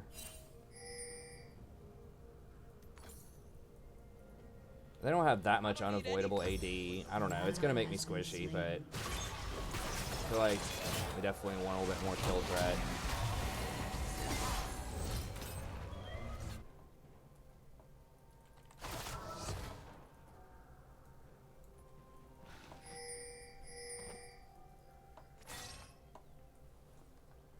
Play the Ruined King.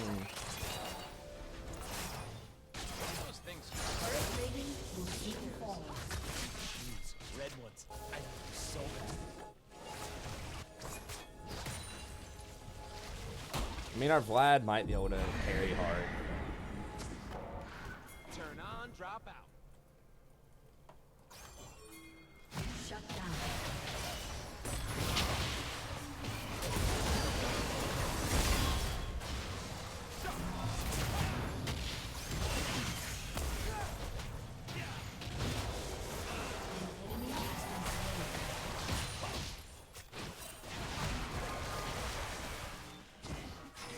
And we're just gonna have to trade towers. That's fine. Our bot was really low.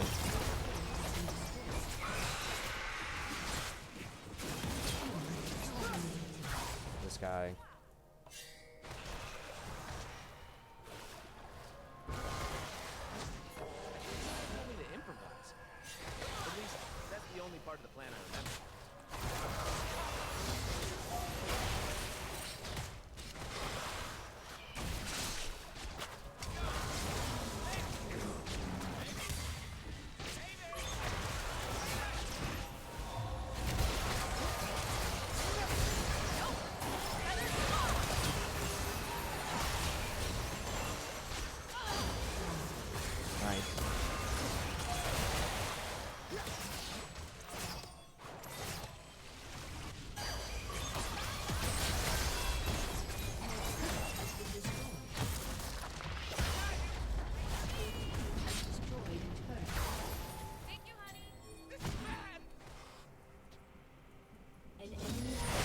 Oh lord, what?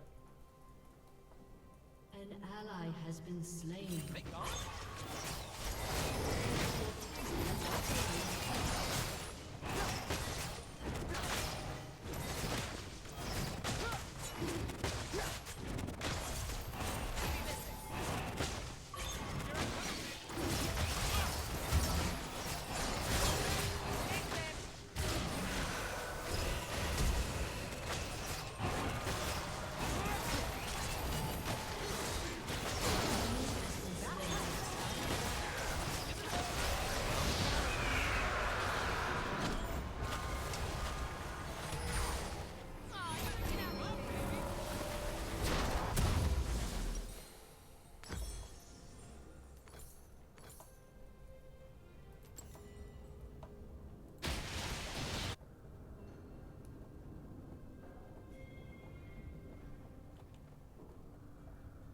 Well, this Vi's doing really well.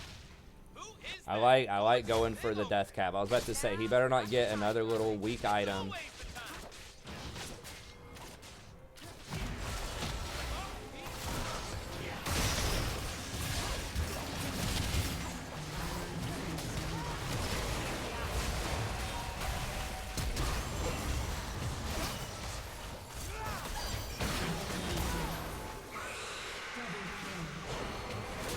Shut down.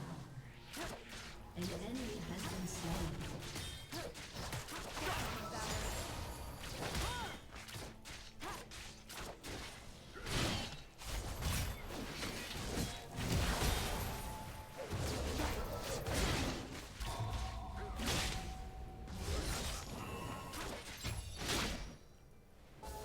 I don't know why he's so fast. Long ago, our kind danced upon the mountains like flames. Now only the embers.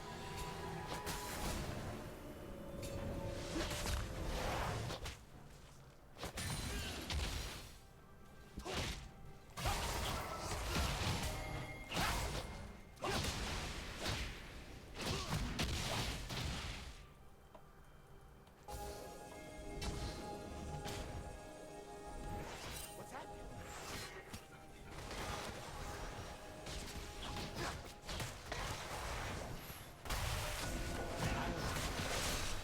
That's the only way to live.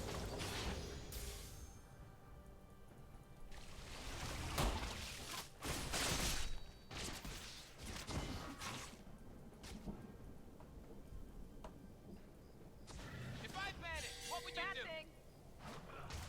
We do have 3 burbs. Can we? Oof.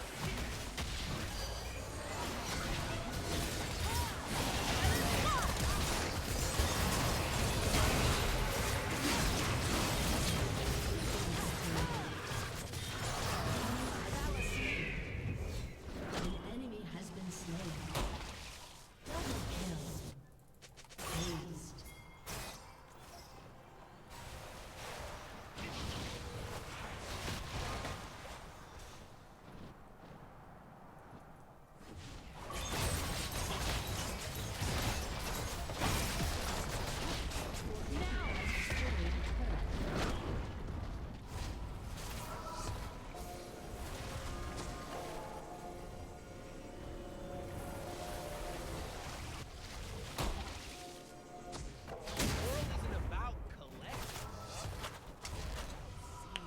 What's up, Aaron?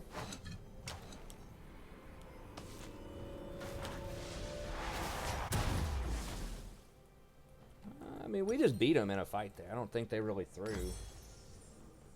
I mean, they're, If Zyra says someone has to die, they die. I mean, like, their Rek'Sai is really fed. And that's we won the other day, or like a couple of games ago, because Rek'Sai was really fed, but she just doesn't like carry that hard if the game goes. Like, good game for Nice Vow? No, because I got Athene's. Usually Nice Vow is if they have a heck of a lot of AD damage that you can't really avoid very easily. I should be able to avoid most of their damage.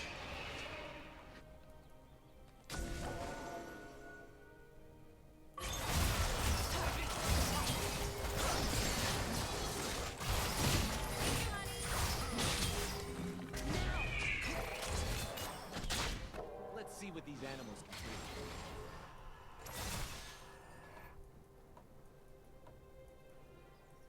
do. An enemy has been slain.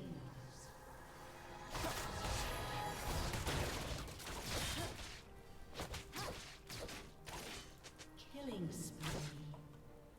Like, most of their money went on their Darius, most of our money went on our Vlad. Vlad's just way better.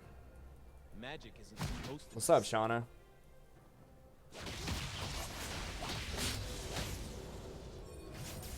No. Just get this. This is risky. I mean, we do have all the lanes up.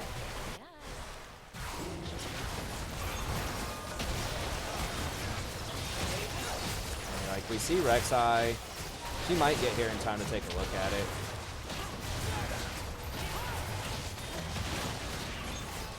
We gotta try to body block that. Okay. Got it. I mean, we probably should go for Mount. No. Let's just back up 5.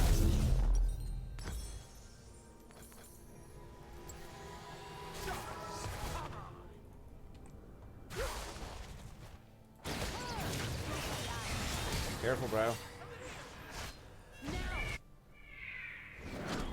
Yeah, I mean, Darius is tanky. Usually just, he also didn't go Trinity. We could have just rotated over to Dragon and probably fought him there, but...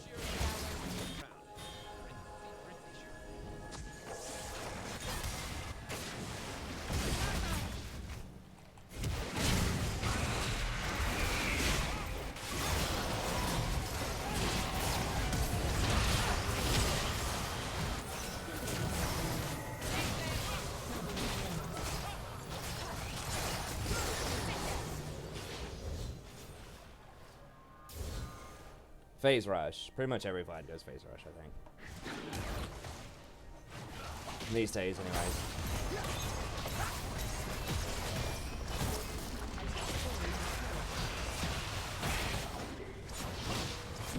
Has destroyed an inhibitor.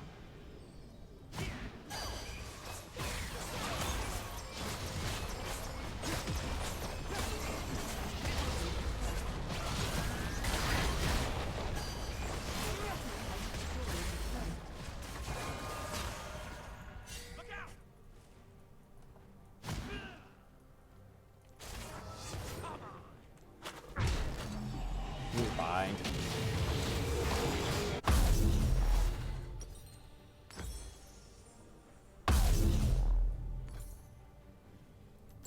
They're scared of darkness. They're scared of magic.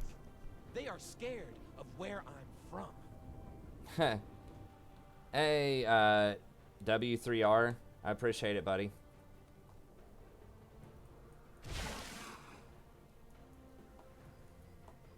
I'm offended by how little attention I was given. Mid-main. I mean... I usually don't do it with viewers that much. It's because it can get kind of awkward if it doesn't work out. There's a couple of people that I do, but... Usually I don't have a very good track record with duos as far as like win rates. I just do it because I enjoy the company of them. But yeah, usually I don't play with viewers. Because it can be, you just never know. It can be a little weird if... you know, there's just not a lot of chemistry there or whatever.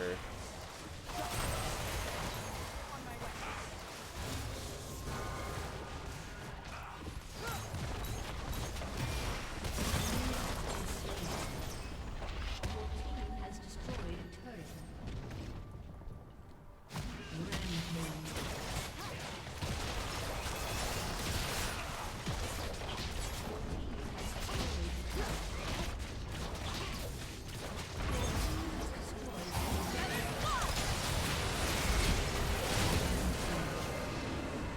If backdooring's a good idea, it just depends.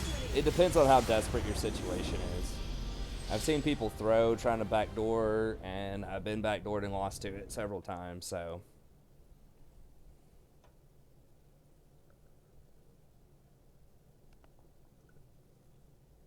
I mean, he could, but we don't really need to. We're beating them in every fight, or we're all there, so there's just no reason to, like, risk it.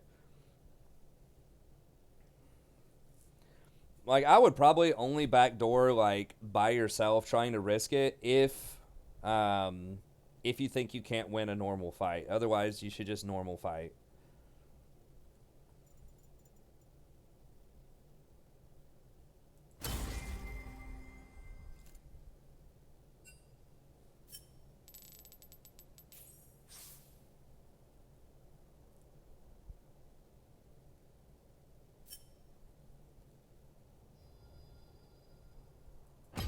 Alright, let me use the restroom real quick, and then we'll see if we can get a Janna game in here.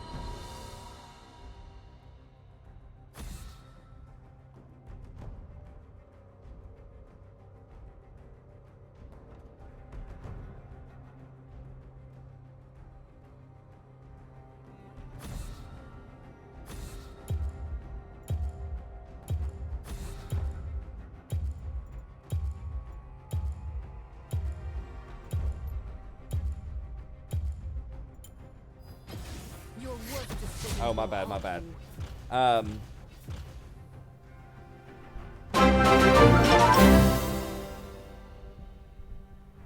am the greatest Yumi player now. I'm gold and here is 25 for an review first and then a coaching session next. Nice, Jolty. Congrats on the gold, buddy. Yeah, as far as like Claw and Cho'Gath, I don't know. I mean, I thought that Claw was good in a certain meta, but I just don't know what else like is. I just don't know the TFT meta that much. I'd have to play it some more. Maybe once classes get slowed down a little bit. I think it's like a 15-second delay on the. I'm not sure. It's whatever the minimum like mandated amount from YouTube is. Okay, we could try out a Janna game here. Janna Kai'Sa's not like super amazing, but Rakan's not very good in a Lux either. I mean, Janna's not very good in a Lux either, but I guess we'll do it. The Tempest is at your command.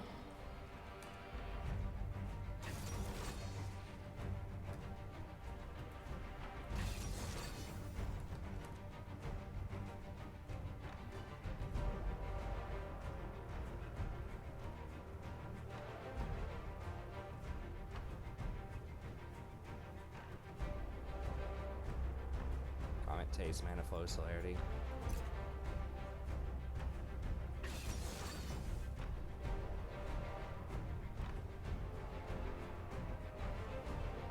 And I have a really high scaling 80 carry that I can't pressure, and we don't have any engage. We got Lee, but it's like.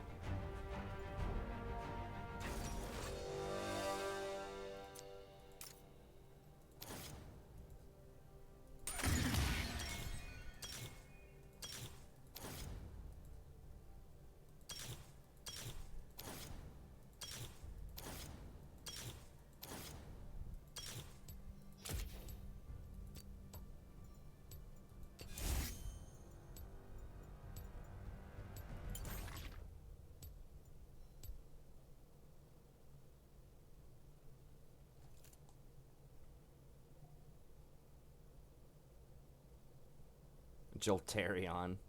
I like it. Aaron asks how much walking us through every book. I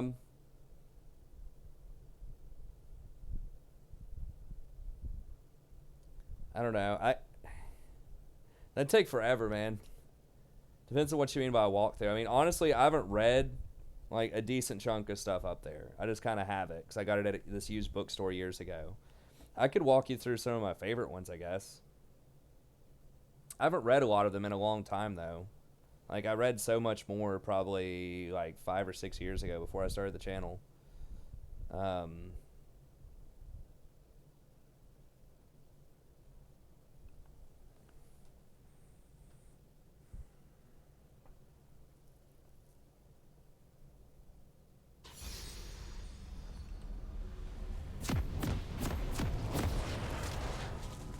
Why the Janna pick? Because someone donated $10 for me to play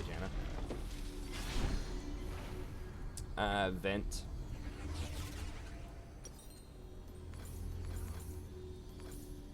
In harmony. I mean, it's probably like it's over 100 bucks for sure. The Summoner's Rift. This is a donation game, guys. I think Janna is okay as a counter pick to some matchups. She is the highest win rate champion, I think, of all champions. She's at least the highest win rate support in Plat, but what area visible in the cam?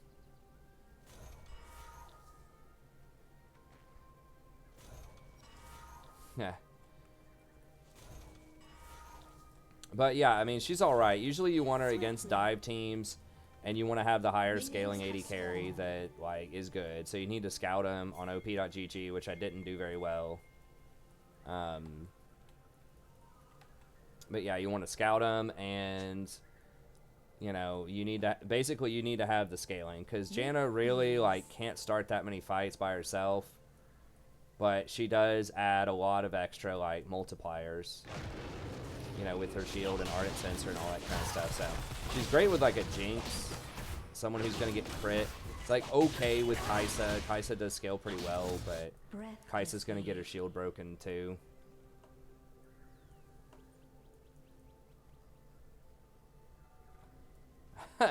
Thanks, Steven. That does sound like a good day. Wow, the level 2, huh? The level 2 Amumu.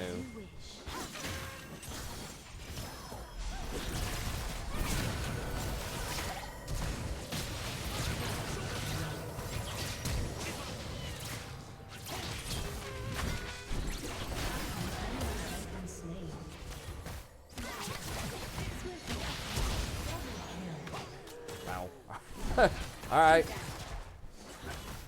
That's how you win with Janna, ladies and gentlemen. They int into your tower and you press W on them. Upon the wind.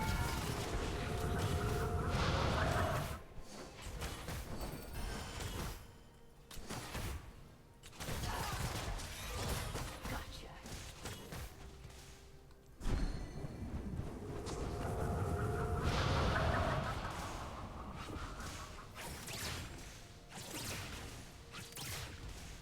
An ally has been slain. Breathlessly.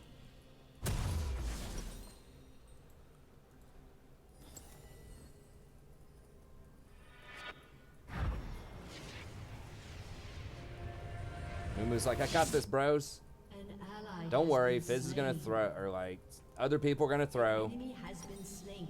With ease. Just give it a second. This is currently Platinum 4.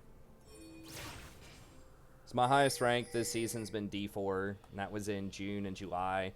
We got into like P1, I think, or promos for P1 or something a couple weeks ago, but we've been kind of bouncing around mid-plat for the last little bit. Why did Amumu go in? He thought he could turn it around, I guess.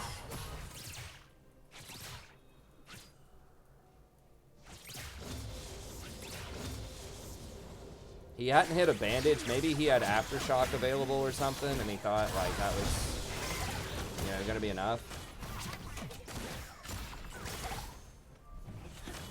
Janna's way better against melee champs, so she's like better against things like Leona and all that stuff that, you know, Lux is a tricky matchup for most enchanters because she's got more range.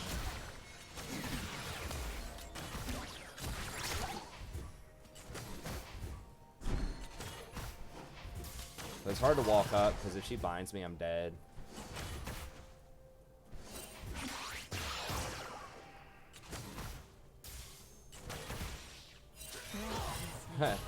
Well, not right now, I'm not.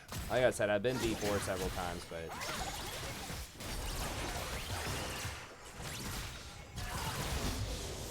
I'm much more knowledgeable than I am mechanical. I mean, I'm pretty good, I think, but like...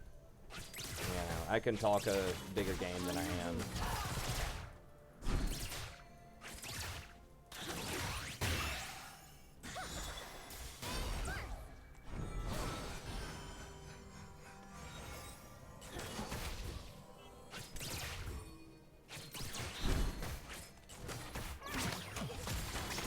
What the hell? How did her rockets out damage my W? This is an A.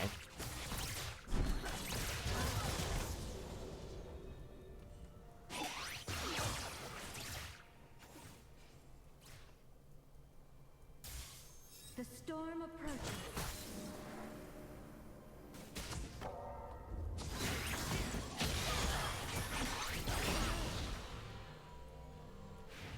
Watch out for that Fizz roam.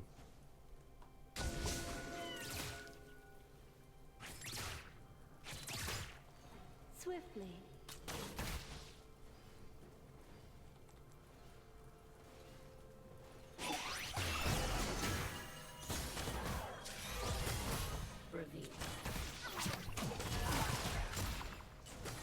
Jinx gonna play it? Ah, damn it.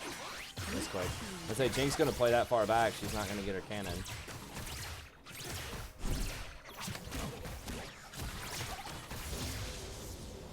I'm just gonna go for a mid game. We did get a couple of kills, but I still don't think we have enough pressure to really like force many more kills. Upon the wind. I need to get more hits with my W. for the Frostfang charges. Are they backing? No.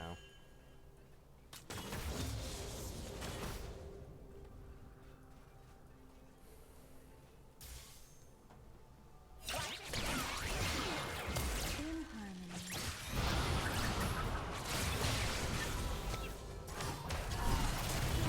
harmony. Okay. She not have flash? That's 3.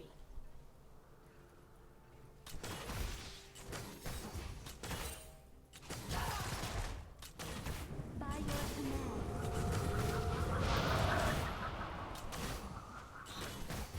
I thought there was a bait, or I was like, we got wards in their jungle. Their jungler's not there, I don't think. Unless he just ran straight down river.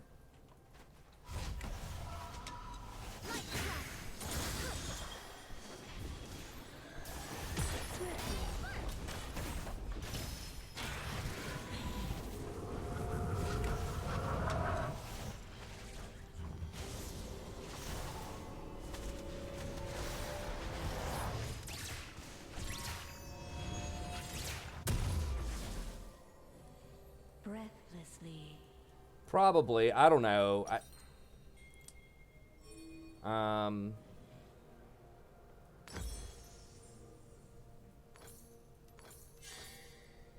Asking if Comet's still good, even if you're not maxing W. Yeah, I mean, it really doesn't, like... You wish. I mean, I'm still trying to poke with the W. Maybe I'll go Airy. I don't know. It still does extra damage. I mean, it doesn't... Like, the Comet's still going to hit every time. Killing spree. With ease. I know. I need to say Climbing with Enchanters. Those were the 2 titles that got a hell of a lot of views. So what I need to do is just start spamming Janna every game. Say Climbing with Enchanters. I wouldn't... I mean, if I thought I could win a lot on him, maybe. Okay. Interesting. Swiftly.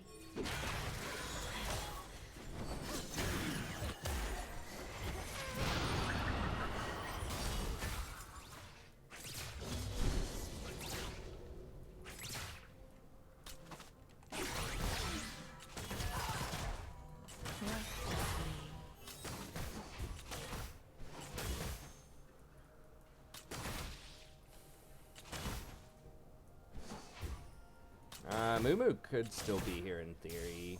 Could be like in this bush or something. With ease.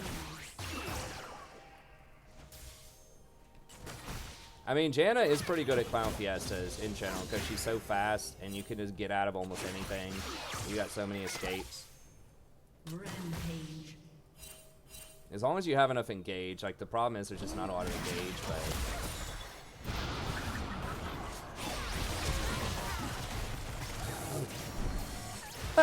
They all threw their stuff at me at the same time. Okay. Nope.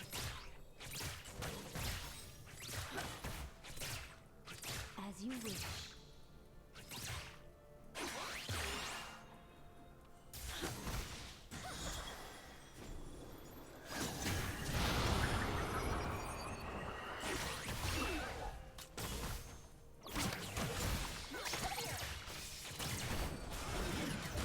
Upon the wind.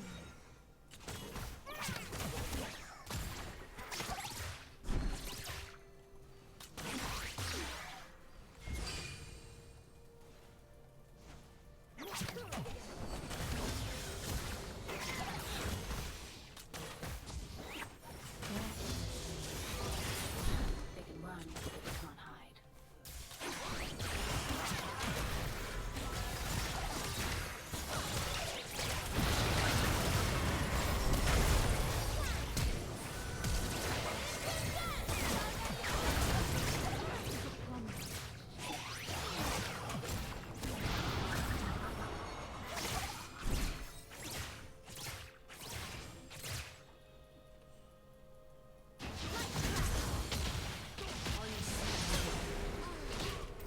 Wow, we got them both.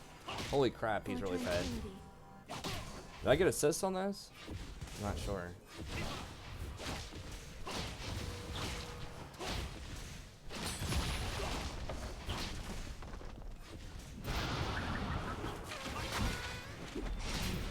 The body block.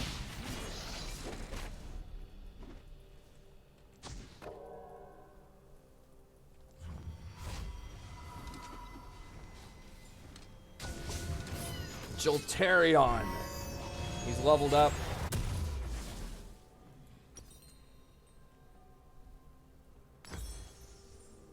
Swiftly.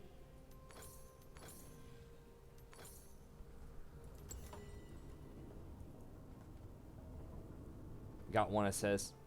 Yeah, I was trying to throw the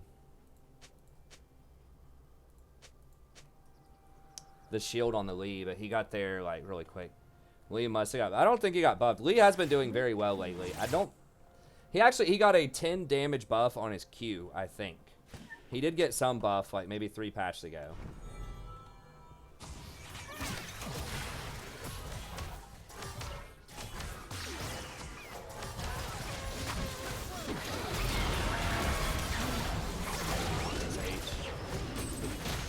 Here again.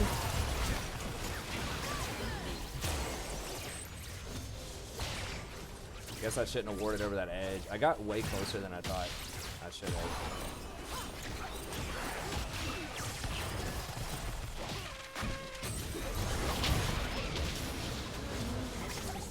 Oh, there's Fizz. In harmony. An ally has been slain. Shut Riot, down. please. Can you just make like other lanes like I don't know, like maybe if there's not a champion there, then they take like 50% more damage. Like they need to just punish roaming a lot more.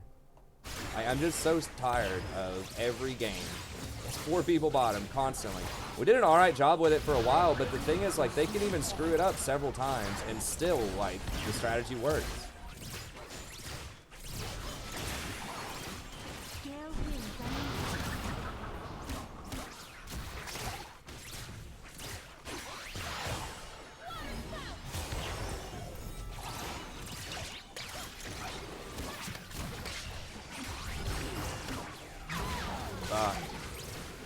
Okay, well, I stalled him long enough where I think Lee's going to get this kill on him. Maybe. Or Fizz just sits in the bush for 5 minutes. An enemy has been slain. And they kill us. Nice, the Storm Razor damage. Your team has destroyed a turret. Alright, well, I guess Fizz was down there so long, Jax did end up taking Breathlessly. bot, or middle rather, so they have overstayed, so maybe we can get Dragon here. Okay, so, you know, I did die, but I held him at that tower for like an additional like wave or 2. Has destroyed a turret. So that's one of those, like I hate dying, but tempo wise it actually did help us a lot. Because they overstayed to kill me and to kill the tower.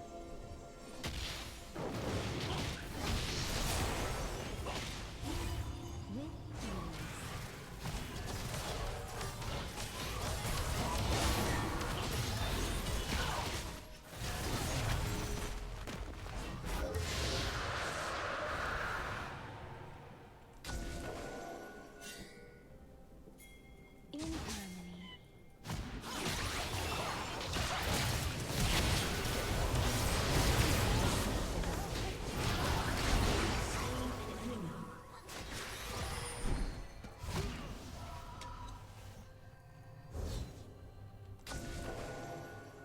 Upon the wind.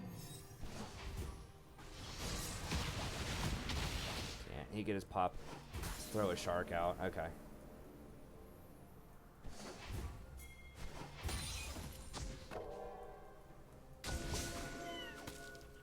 Okay.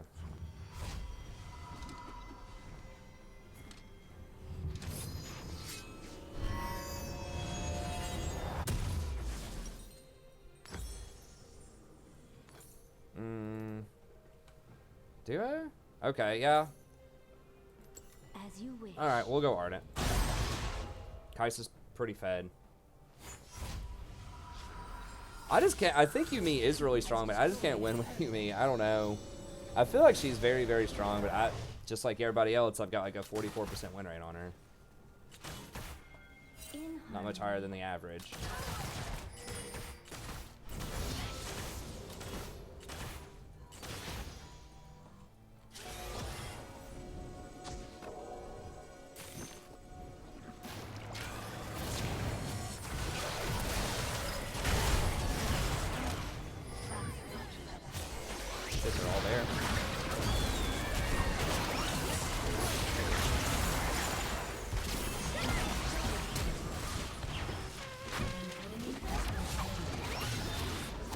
didn't even see that Fizz coming through.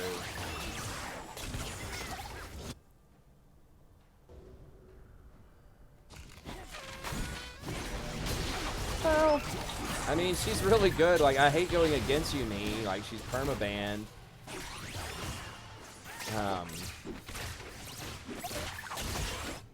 I still think she's really good. I just think I need to get better on her. I haven't played her like a ton recently, but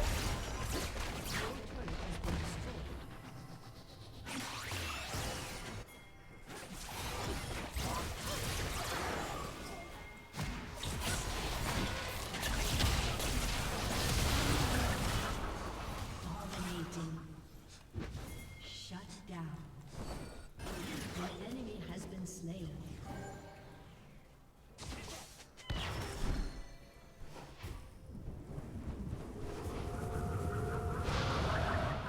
An enemy has been slain.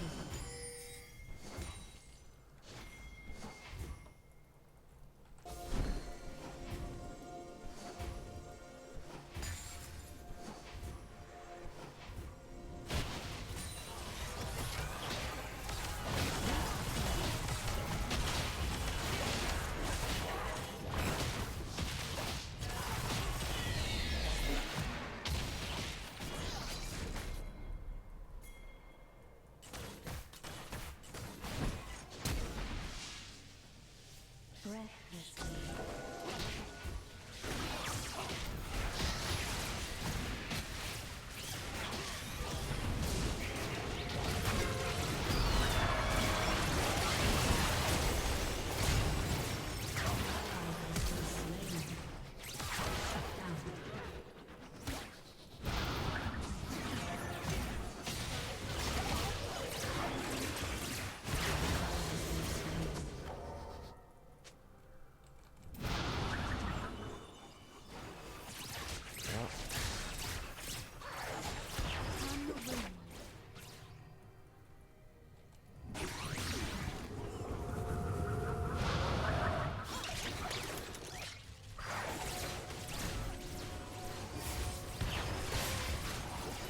okay.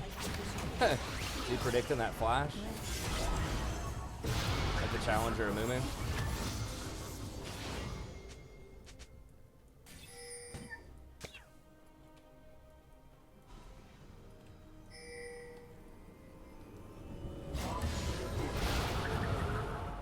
Act 1.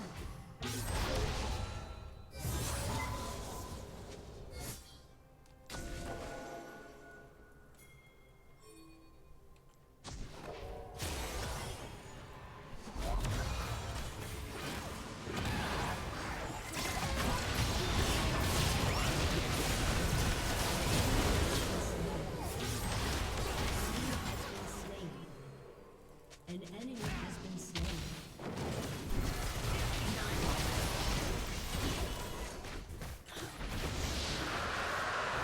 As you wish.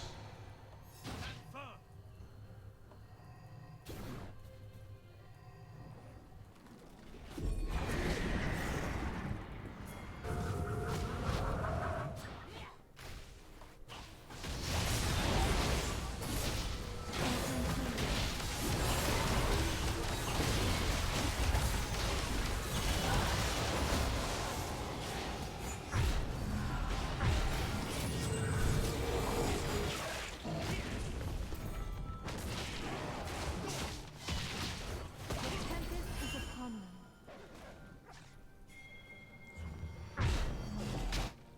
That Fizz is mad, dude. Has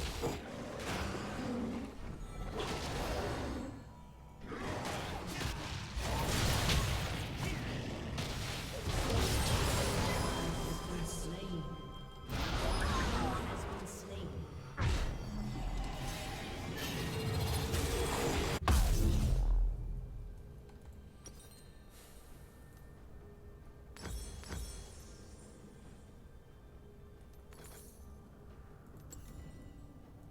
In harmony. Your turret has been destroyed.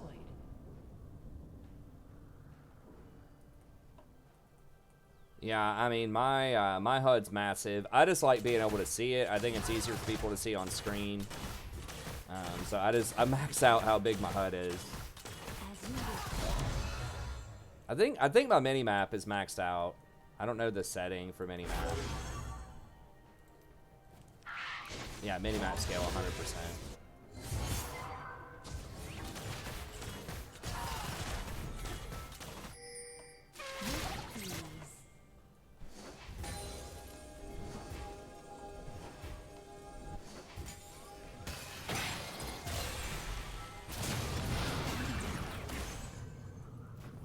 An ally has been slain.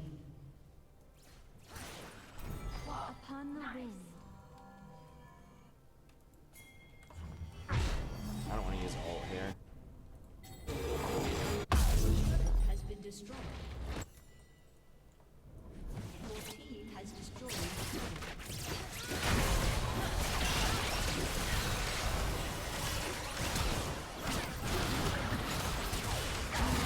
Fucking hell.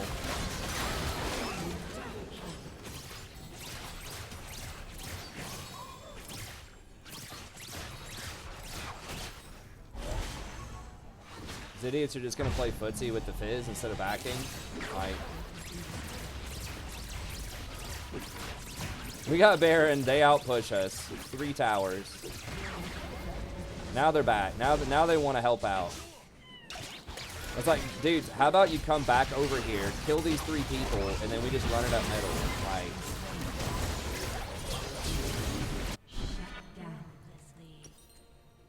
it's like unbelievable. You see 3 of them walking, like lining up in a lane. You go to the lane. Like, 1 person can split push. You don't need 2 people to split push a lane. In harmony. I don't know. I mean, I could have not gotten hit also. You know, I messed up parts of that play too, but really would have been cool if more people were there.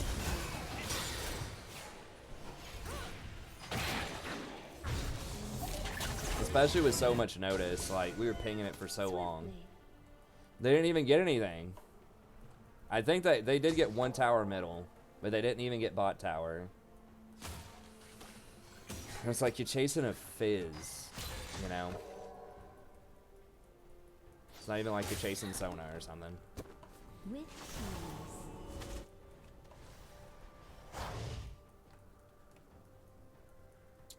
We're still in pretty good shape. Like, the only way they really win this, I think, is if they get a miracle Sona bind. Or a pick or something. In harmony.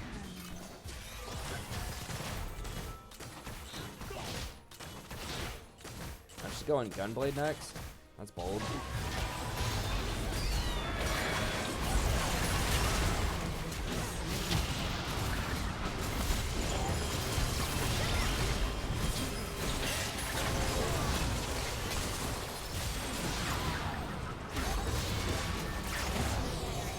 Are they just gonna win off of that?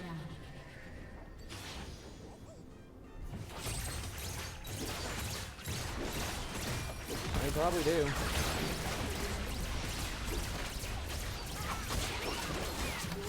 Honestly, don't even know how that, like, how on earth did Kaisa R forward?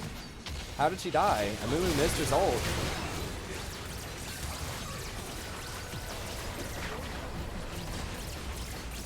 Well, I mean, I love Janna and I think she's good, but like, this is just it. Like, even if you're far ahead, it's like, if your team just does stupid crap, you just die. Like, you don't have any way. Like, we're just basically waiting on Amumu to come to us.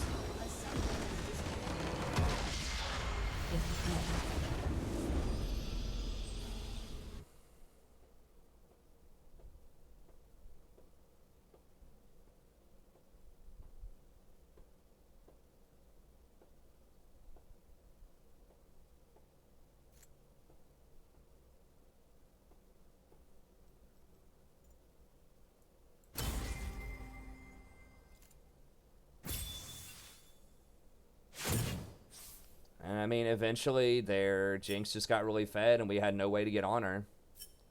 And Amumu, like, as stupid as that was, like, they handed us 3 kills. 3 kills at level 2 bottom, and we still couldn't carry because we still couldn't do anything. Like, I just sat there and watched them all lane. and just like chuck W's at him occasionally, you know. And it's like we're so reliant on our Kaisa like not being a fool, and she was doing pretty well for a while there, but you know, last couple of plays she just got deleted, and if she gets caught, like, I don't know. I can ult some to push him back, but as you know, I go forward and try to ult, I get caught in like Nico and Mumu, Lux, just all that random crap.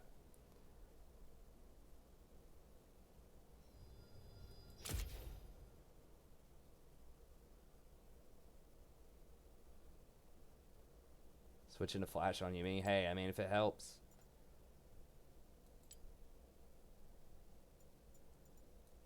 When do these expire?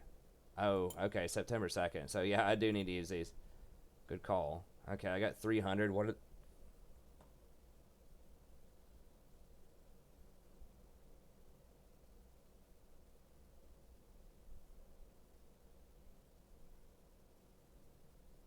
I guess we'll get the ward.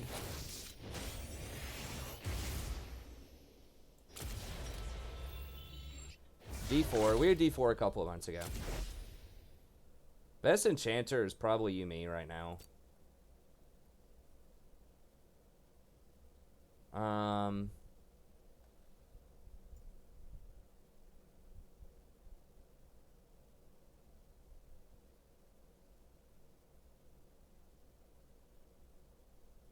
much do I have? Playing 175. So I could get 2 emotes. I don't really like this. I mean, all right. Or I could. I can't get the orb. Can't get the little lotto ticket.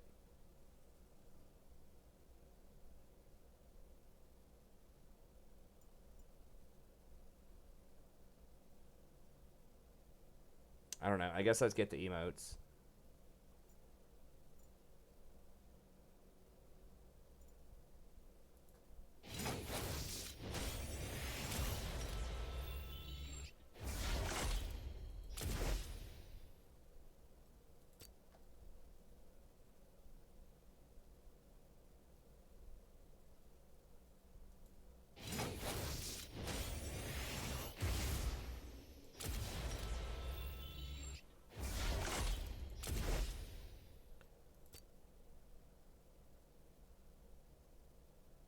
It's not even worth clicking on this enough for me to get that. I guess I can click on this twice. I'm not even sure if it's worth the 5-second animation to do it.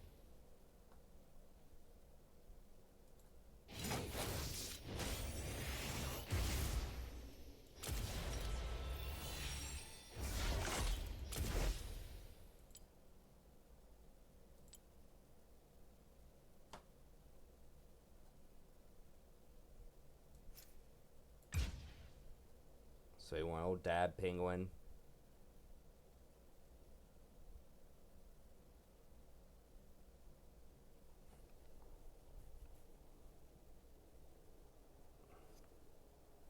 I like the money bags one. The Babaka is pretty funny.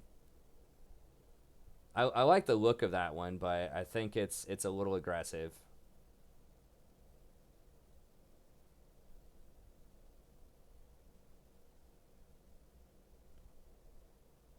Okay.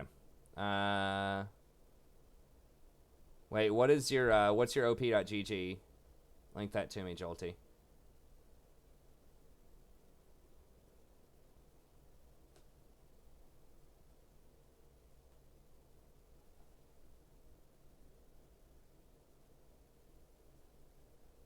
So, sorry we couldn't get the win for you. I really wish I could win with Janna. I've tried recently. It just has not. It's just so hard because it's just so snowbally. And the types of champions that are taking over games typically aren't like Janna friendly. I don't know. I mean, she's got a high win rate. You can't argue with that. But I feel like a lot of them, they're just like going in, you know? Just having more CC and someone who can just go in. Like, it's not more like a peel back and protect long range stuff. Other than Jinx, who is pretty good right now. Okay, thanks, Lef.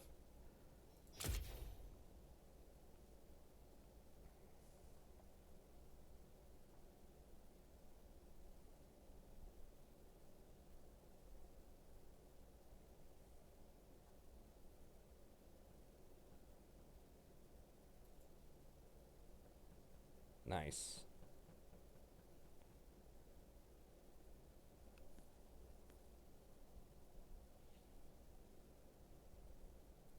Yeah, I mean, I'm gonna tell you not to get the flash to use two, two offensive summoner spells. But if you win a lot with flash, then keep winning.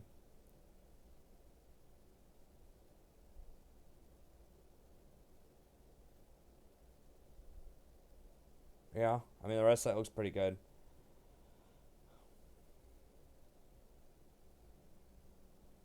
If your AD carry is doing well, you can do Censor. I think something like Redemption could also be pretty good.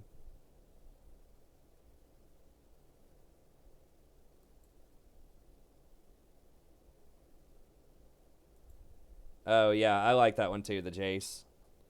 Jace is a handsome fellow.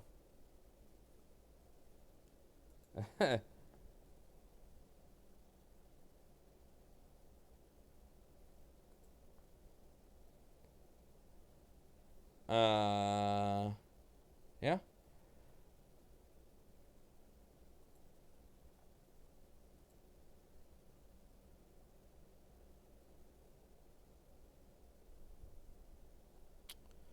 I probably would either go for Transcendence or Absolute Focus on Soraka and Scorch.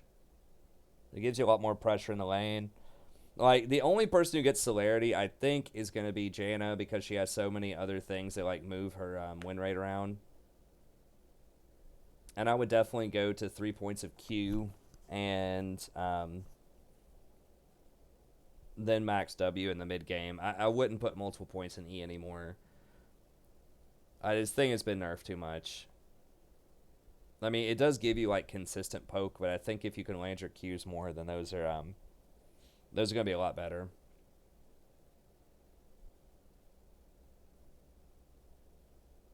Don't forget the Q empowers your heal also, so that you get more healing in. Otherwise, I mean, it looks pretty solid.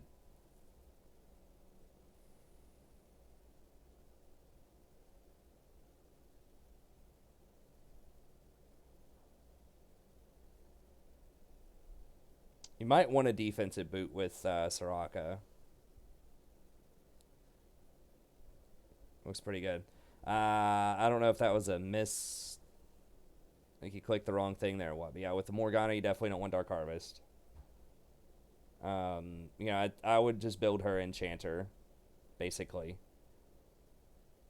Either Athene's or Redemption early. Not doing a viewer game, no. I'm doing an op.gg for Jolty, and then I think he said he was going to send me a replay for coaching. I don't know if that's on there yet or not. But yeah, I mean, it looks pretty good for the most part, I would say.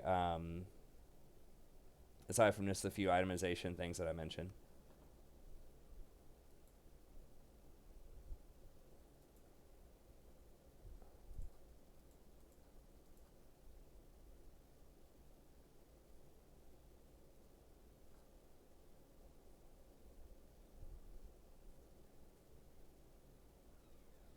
Okay. All right, so we're going to watch this Yuumi game real quick, and then we'll do another ranked game or two.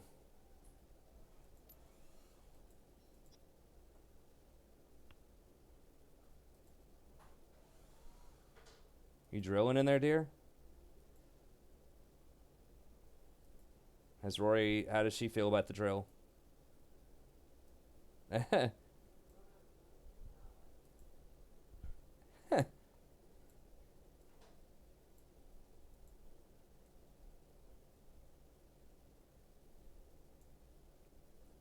Okay, we'll be sure to record this as well.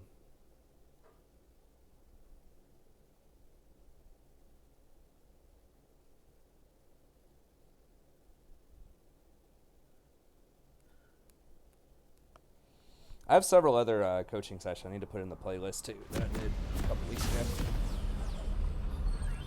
Huh? That's right.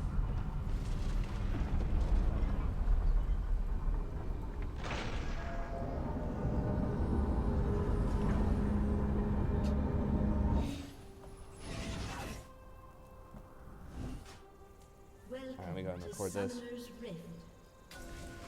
Hello, buddy. Welcome back. I'm the Strategy Professor. Let's go ahead and...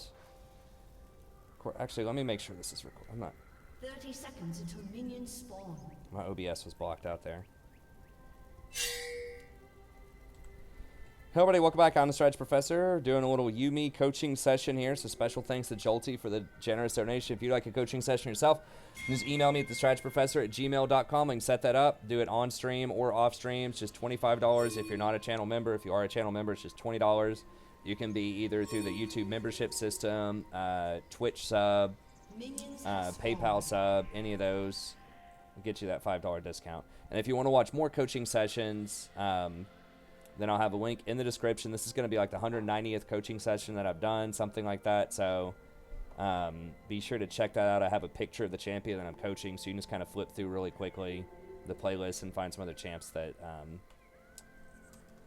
you might be looking for. Okay, so we were talking on stream about this, a lot of people, so you know, Jolty, and I am streaming this right now, by the way, so you might hear me talking to the chat a little bit as well. Starts most nights around 9:30 p.m. Eastern Standard Time. Come check it out. It's a lot of fun. We have a wonderful, very chill, very friendly community. Yeah, I don't recommend Flash, and a lot of people in the chat don't either, but Jolty says that he really likes Flash on Yumi. I mean, it does allow you to, I guess, push forward a little bit more with your ult and maybe get a stun, or like maybe place your wards a bit more aggressively, and you can flash and get away, you know, if you're not near somebody. So, you know, it's not completely worthless, but the you know, the common wisdom is because you pretty much always should have a dash where you can get to an ally with your W, then you wouldn't need flash, then you can take double offensive summoner, and that makes up for the fact that you don't really have a third basic skill, which is your W. So it allows you to keep up in pressure with, you know, the enemy. Because you have two summoners, even though they have one more skill than you. Okay.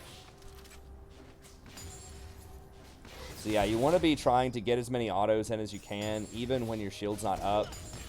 You know, if you can sneak over and get an auto in, that's good. Or just autoing the wave to help match the pressure so that your Ezreal doesn't get pushed in a tower, because Jin's pushing it with his grenades. Yeah, I would try to land more autos here.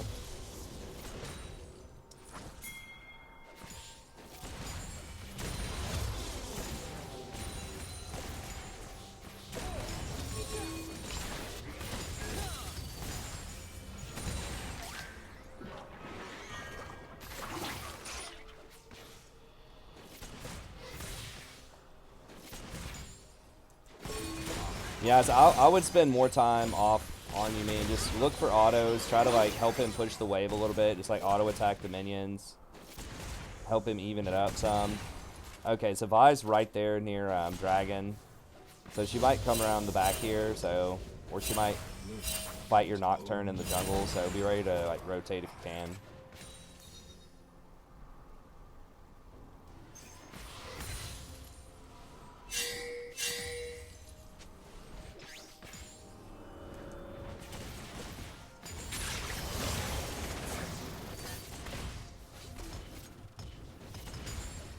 Also, if you took heal right now, like if you took Ignite plus heal, then Ezreal would be able to take teleport, which is really good on Ezreal because he has a really bad back timing. He has to go get tier, and unless he really knows what he's doing and like pushes the wave and gets priority and gets like a really favorable back exactly at 850, typically what happens is he'll back and he'll get tier, and then the enemy AD carry is going to get BF sword.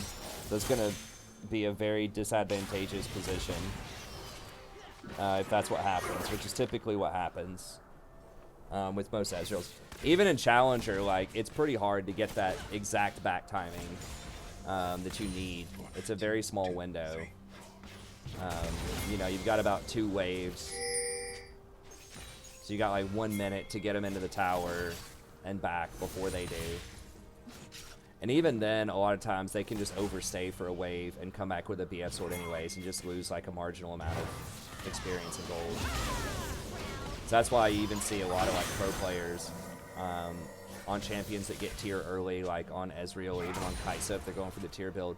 They'll take teleport just because it's too hard to get that back timing a lot of times without TP.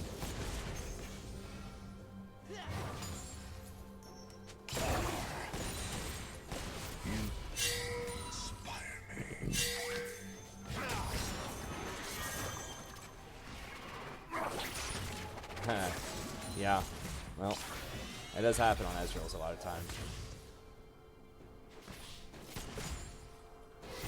Through my work, you shall transcend.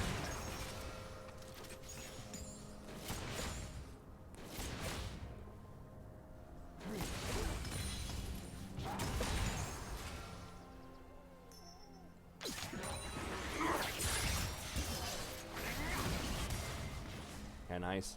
But yeah, I would definitely try to hop off and auto attack more, both the wave and the enemy. You're not really using that shield passive too much, and they're pushing you into tower, which I would have. Yeah, when Nocturne was flying by, I'm pretty sure you can jump on him as he flies by. So if he flies over like Ezreal's head like that, you know, if you're looking for it, I'm pretty sure you can W to him while he's midair.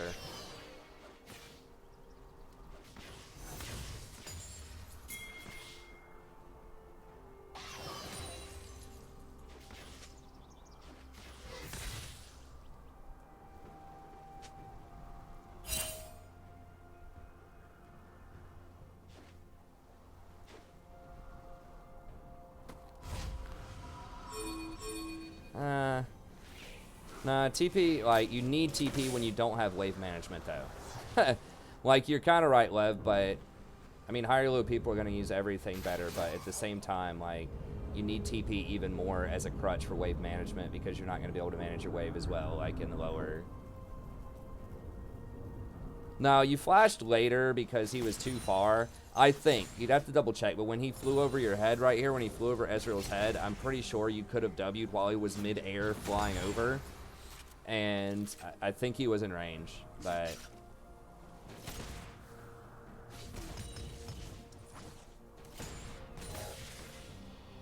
I mean, the TP is not, it's for tier, like, a lot of people take tier, or take TP on Ezreal, even if you don't have a Yuumi, because it's just too hard to manage the wave.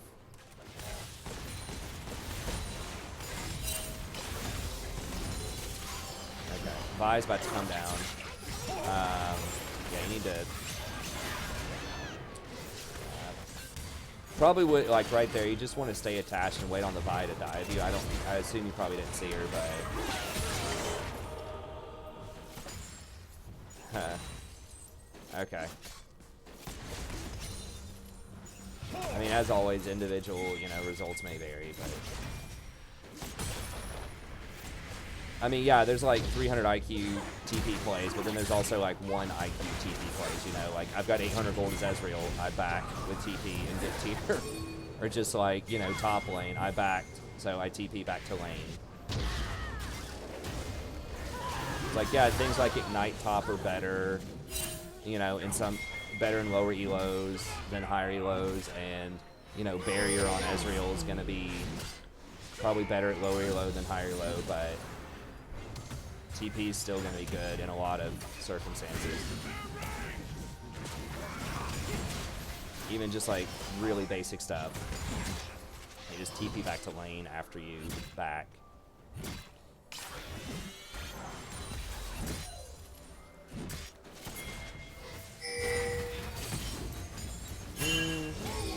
Maybe. I mean, look, if you're winning with something, you know, my argument is always, if you're winning with it, just keep winning with it.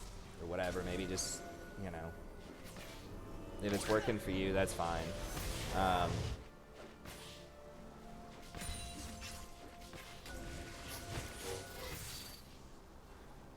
But, you know, there's always the argument of that someone made earlier is like, it's, if you know you should be doing something else and you know you probably could do it, then you should probably try to learn how to do it, like,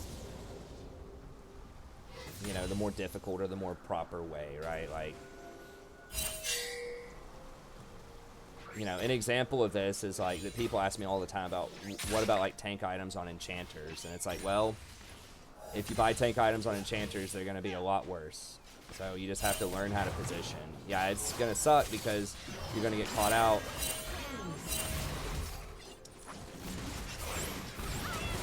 I'd probably just run right now. I would have just jumped off him a while ago and just run. Like, once he gets W'd by Jen, I'd just run out of there.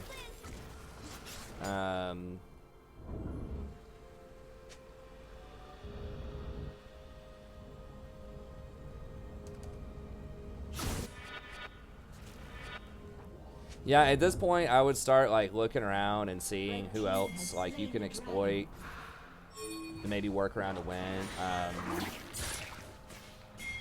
It looks like Garen might be a good candidate because the Alawi rushed a Hextech Gunblade. Zeke's can work on Lulu sometimes. I mean, there are some exceptions, but...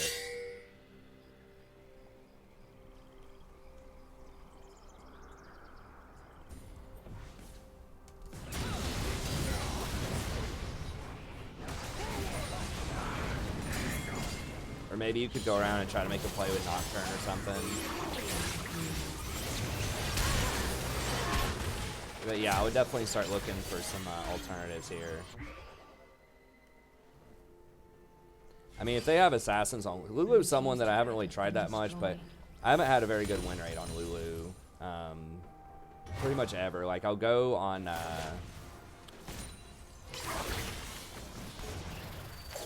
you know, sometimes I'll go on win streaks with her and she'll feel really good. But then just by the end of the season, I just usually don't have a good win rate on Lulu. I'm not sure exactly. I think it's just that there's her W so overloaded and her other skills are kind of worthless.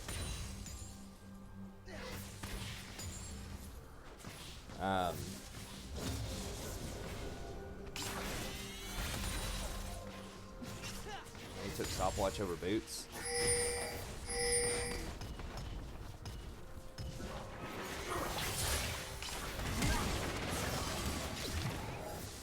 Yeah, I think popping off to auto attack a lot more would certainly help, especially early on.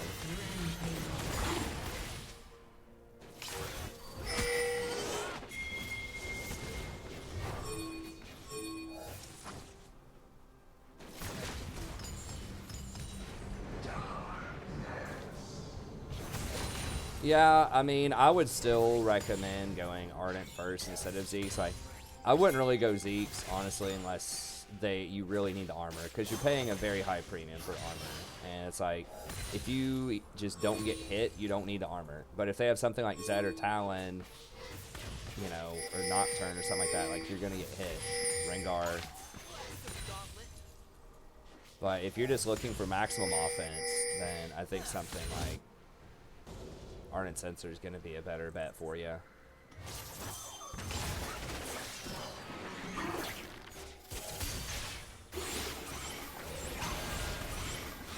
Yeah, I would pop off an auto there. I think he popped off an autoed and like ignited. I mean, he is low on mana, so maybe he didn't have enough, but yeah, go, go, go, go, go, go, go. Pop off auto. Don't forget, when you auto, you get a shield that you get, which helps out a lot.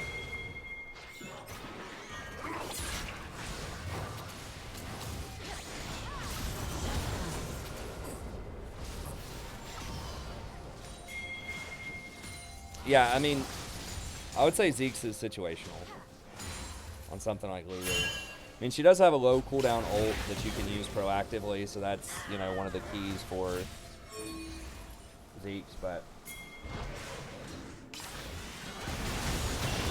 Okay, nice.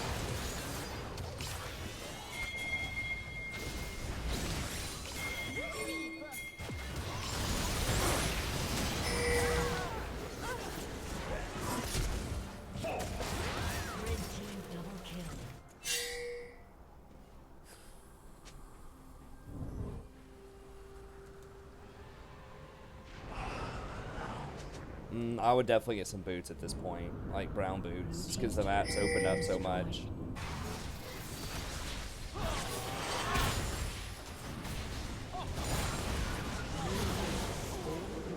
straight greed by that Nocturne. He could have easily just left.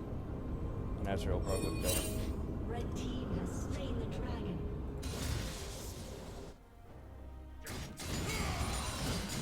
Killing spree.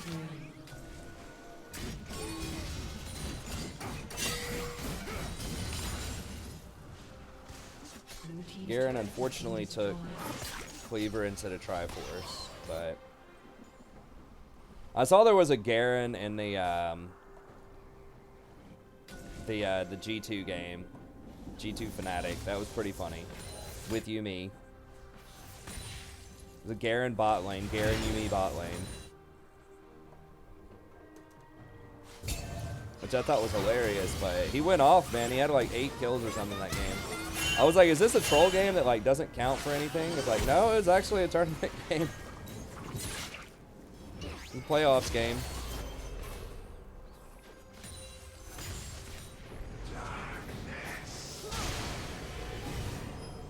Nice.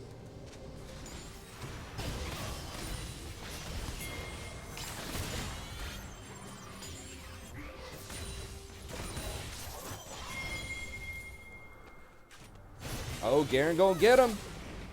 Garen go get him. No, he's not. Yeah, y'all.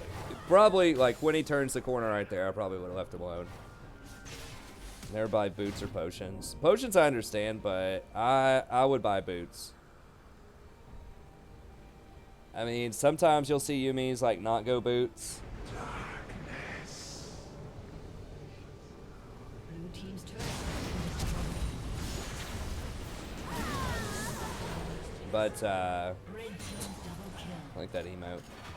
But, like, in a map like this, where it's just, like, wide open, I would probably go Ionians. Now, Ionians don't have as much value if you have Flash rather than, you know, Ignite or Exhaust, as far as, like, combat effectiveness. But it's still pretty good.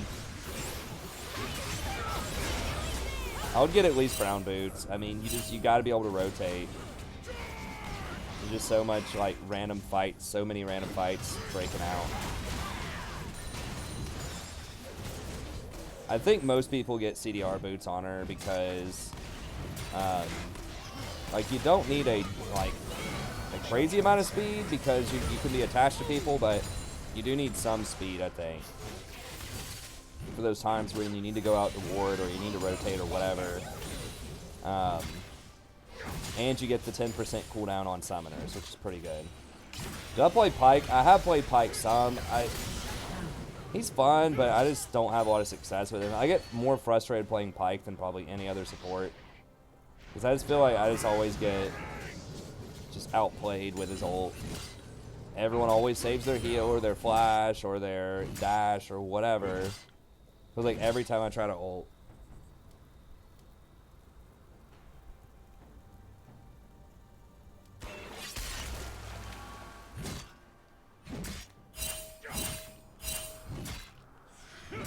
I know, well, Jolteon, what Steven was just saying was in defense of you not buying boots.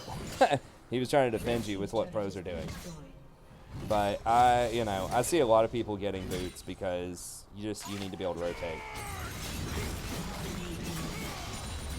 Red team's turret has been destroyed.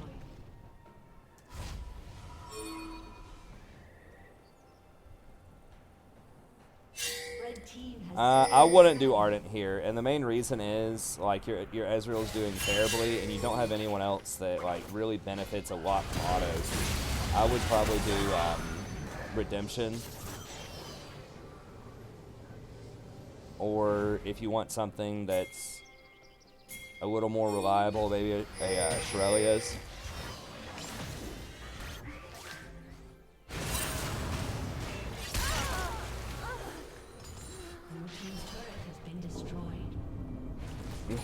Yeah, that's the game I was talking about, Space. That's a pretty good series. I actually got to catch up and watch some pro games while I was on vacation at night.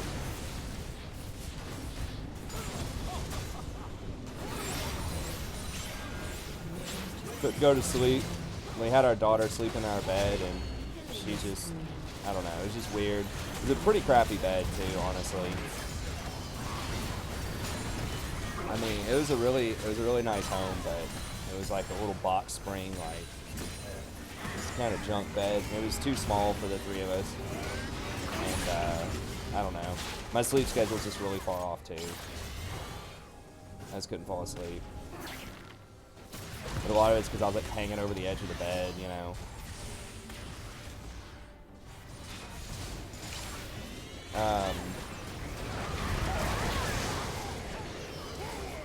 What's that Nocturne doing? Nocturne's doing pretty well. I might consider running around with Nocturne because you get to take his ult with him. So when Nocturne's ult is up, I would just go ahead and hop on him. And just try to play around Nocturne. Because then even if they flash, you can ult.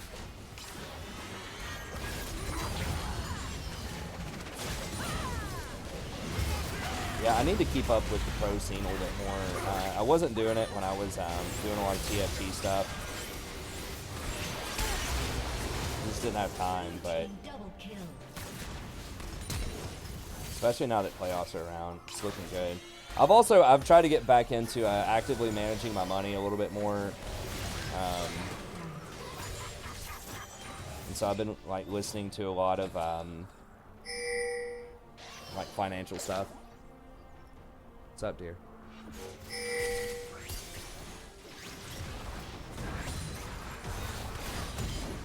Yeah.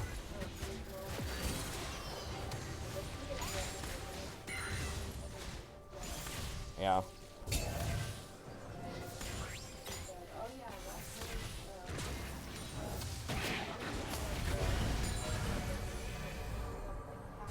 Blue team's turret has been destroyed.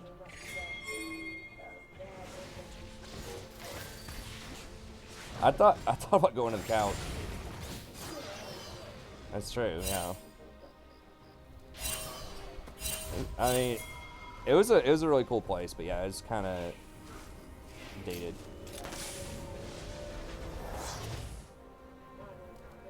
Yeah. We're just demanding California King everywhere we go.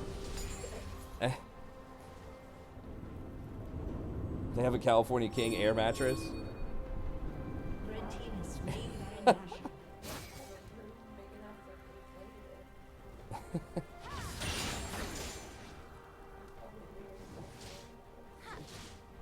Probably. Okay, so I assume you're going redemption here.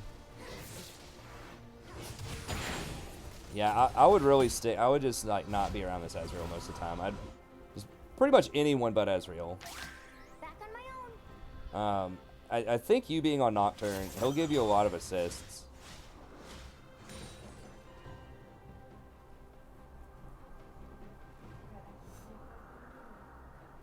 I think EU sports coverage, I thought it was supposed to be more hardcore. It depends on the sport. I thought that people get crazy about soccer in Europe. Football. Like, go! You know, like, I mean, people get pretty hyped for sports in a lot of places. Like, it's their job to get hyped, like a lot of announcers, unless it's golf or something. Maybe tennis.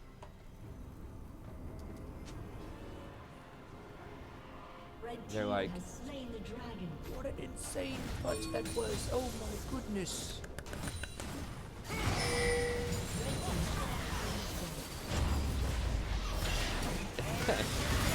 Like, wow, good putt.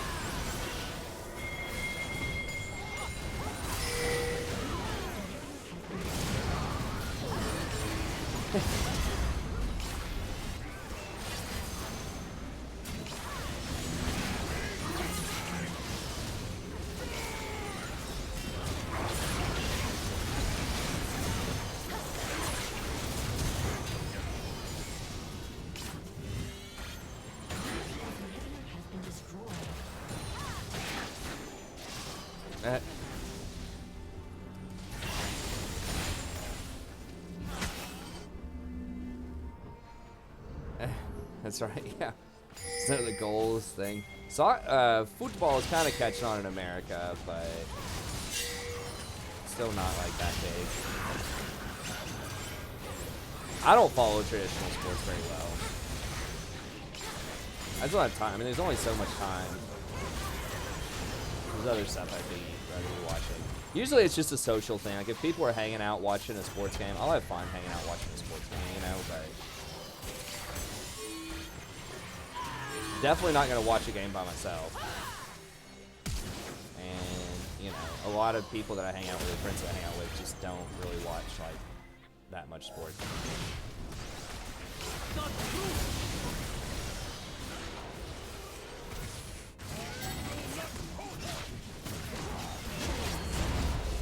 Huh. Alright, we'll just, 9 bot, bro.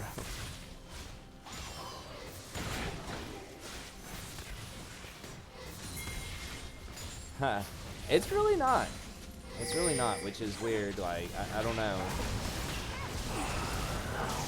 The biggest sport in America is, like, American football, is what they call it, which just no one plays anywhere in the world. With the, you know, the brown, I don't know, even know what shape you'd call that. Pointy oval is what my wife called it. Ball that you throw around and people run into each other and hit each other.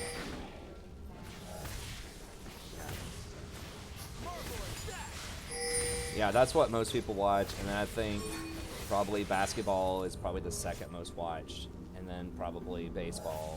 Baseball might be more watched. There's a lot of games in baseball. Like 180 games a year or something crazy.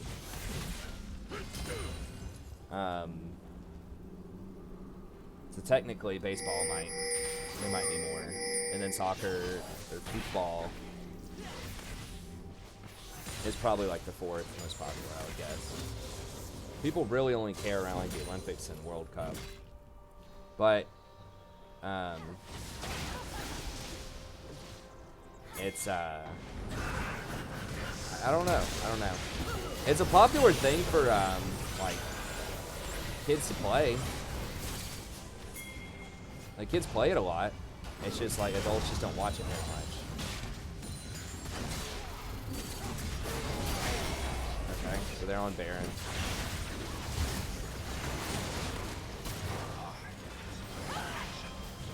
Ari's making the play. Yeah, hockey's getting I think hockey's probably pretty close to football. Hockey's the most, okay, so soccer's behind that. I don't really know, behind like the three like major sports, I don't really know the numbers of the others that well. Yeah, I know, that was a big thing. Some people were watching, you know, the women do very well. Haven't they won 3 of the last 4 World Cup? Which is sad. More people don't watch it because they're like our best international sports team.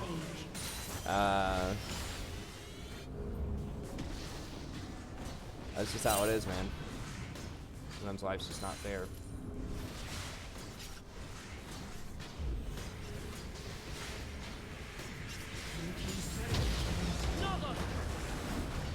Yeah, I think baseball gets a lot of revenue because there's just so many games. Oh, like soccer is the #1 sport in the world. Yeah, for sure. You know, no one needs to Google that. Everyone knows. It's pretty much like anywhere other than America, football or what we call soccer is the most popular international sport. Everybody knows that. I don't know about the most money, but okay. See, American vibes. Sorry, we've just been kind of talking about random stuff here during Schulte's video. I mean, it's basically just like base defense, pretty much. Like they got a Baron on you. It's base defense. Ari went out and inted to try to stop it, but there's not really a lot of decision making there. It's just whatever. Now, I would have gotten, I would definitely have done Redemption instead of Mikhail's here. Hey, thanks, American. I appreciate it. Yeah, you know, we do League here. We talk about random stuff people want to talk about sometimes. Yeah, I still in the mid game. I mean, y'all could still come back here for sure. I would have probably played around the Nocturne just because he's like, you're able to move with him. Anything that has a lot of mobility or like invisibility or something, like Yumi's really good with that because she gets to kind of piggyback in. I mean, you might get him, but it seems bad. Because y'all are, you know, there's no one anywhere close to you. I probably would have just backed up and let him die.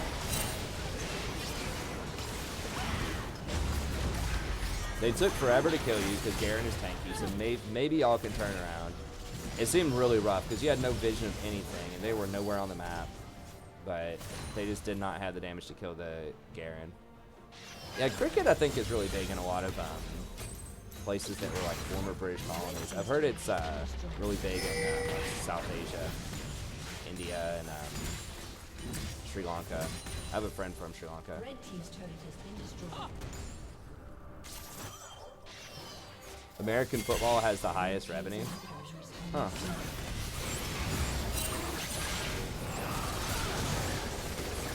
Maybe, I don't know. Okay. Making some plays, making some plays.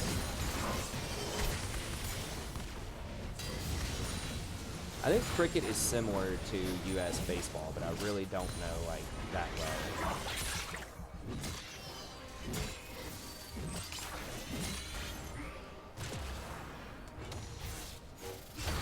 Fighting, yeah. You got Conor, what is it? Conor McGregor. He's an entertainer. I haven't really followed UFC that much, but I do watch from time to time. I'd watch replays of it back when we had cable on like Spike Network or whatever it was. I'd watch like replays.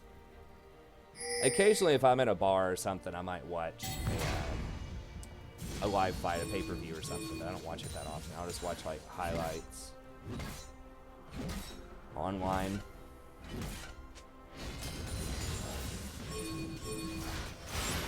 The McGregor versus Mayweather was pretty entertaining. I like that. I think that was brilliant by both people to make a ton of money.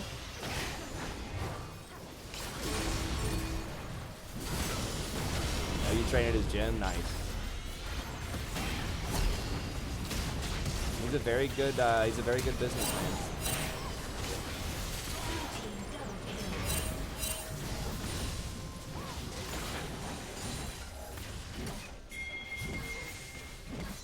Okay.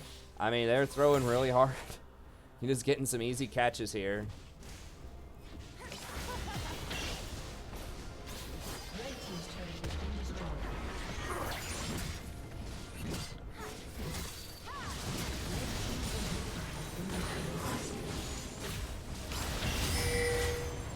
I mean, yeah, I don't know what McGregor got for that fight. It was probably like, you know, just basically dance around and get tapped by Mayweather a few times and get $30 million or something. I mean, everyone knew there's no way he was gonna beat it. I think Mayweather was being pretty chill about it too. I think he was trying to give the fans a good show, you know. And that was really nice of him because everyone was hype about it because you don't get to see that cross sports kind of stuff that often. So I think they were both pretty good about it. Anyways, all right, so the main things to work on here. So consider switching off of Flash. I know we've beat that dead horse a million times for the reasons I talked about. It helps balance out the fact that you don't have as much power in the early game because you don't have a third ability. You only have your W. And then try to be just a lot more aggressive, whether you choose to keep Flash or choose to try something else. Just be more aggressive in the laning phase. Like, try to land more autos. Like, autos add up a lot, especially because it's very difficult for anyone to trade back with you. When you hit that shield, like, usually all they can do is just trade an auto with you back, and you're going to have a shield. Because that'll trigger Airy, especially if you're taking Airy. You should be autoing a lot. But even with Comet, like, it's still worth it to auto. You can also just use your autos to help equalize the wave so they don't push you into the tower as much. That's really useful, especially, I think you said this is gold 4.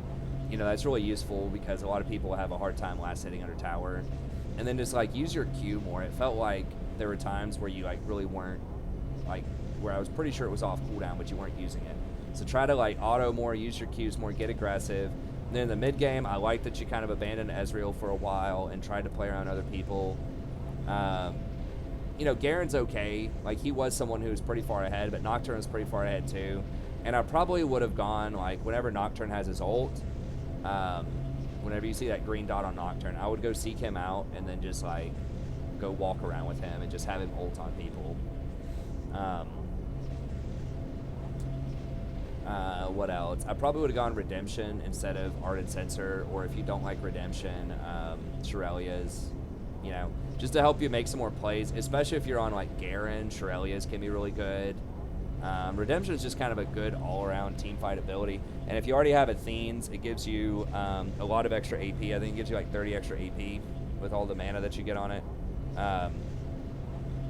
It's 5 per 25, so see 35, because I think Redemption's 175 mana. It might be 150% mana regen. I think it's 150%, gives you 30 extra AP. So it's just a really good deal if you can, you know, practice with Redemption and play that off. There are a couple of plays like that one with Garen where it kind of, you know, the ball bounced well in your favor because you were alone with the Garen, but Ezreal hit his ult and, you know, you guys stalled out and got enough time. I mean, yeah, Garen was fine. I think that the Nocturne could have been pretty good too, but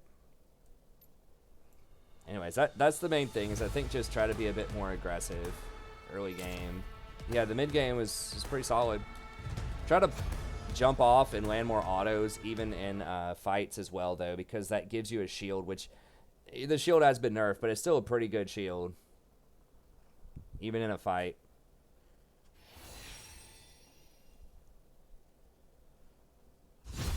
Okay, that's going to be it for the coaching session. So the stream's going to continue. I'll play 1 or 2 more games here. But remember, if you want a coaching session yourself, just email me at thestrategyprofessor@gmail.com. Let me know what you have in mind. We can either do 25, and I can do that on stream or off stream. I've done a lot of coaching with Jolty before as well, which is why a little more conversational in there at parts of it. Yeah, and if you are a channel member, then it's $5 off, so just be $20 either on stream or off stream.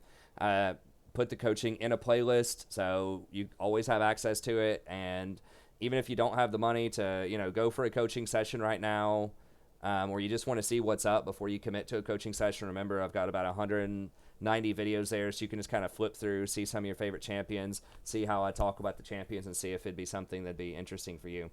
But anyways, thank you very much. Have a good day, and I'll see you next time. Okay, so stream's going to continue. That's just it for the coaching session. Like I said, we'll try to do one more here.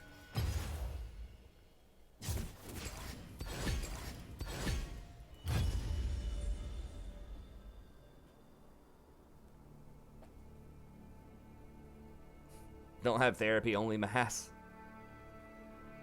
That is interesting.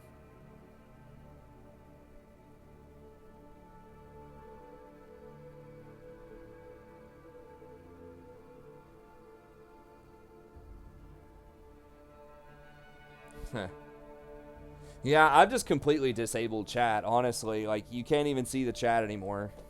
Because, like, 90% of chat is just people complaining about stuff, basically.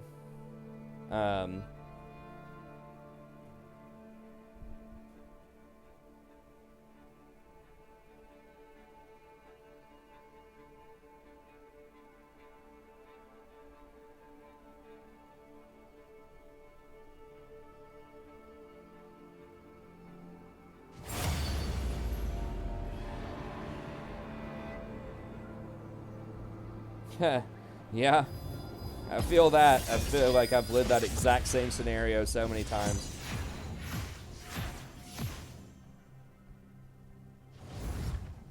Well, I'm sorry to hear that, Steve. Hopefully it improves for you.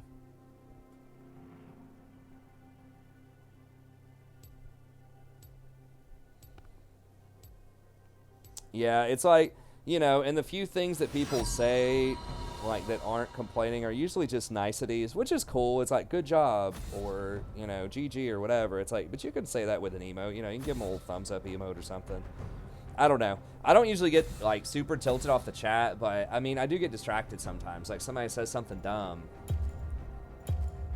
you know, So it hasn't really like converted over to me winning more games though. That's the thing. It's like even with like the chat. But I think overall, I think I've been in a more pleasant mood more often since I've had the chat muted for the last like week or so. So I think that's good. Everyone always wants you to smile and put on your happy face, you know, when you're playing ranked. And like not having to deal with the chat helps out with that for sure. Let's dance. I haven't dodged yet either. I should have probably dodged at least one of these games earlier.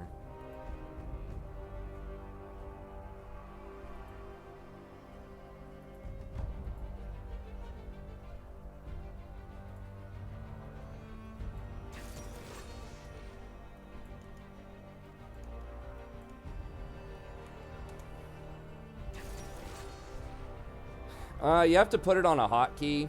I have mine on the tilde key.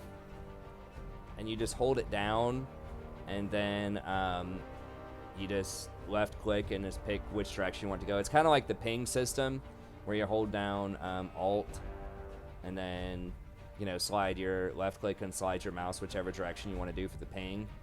It's the same thing with emotes. You just hold down a different button that you assign. You might be able to put certain emotes on just certain buttons, period. But to get to the wheel,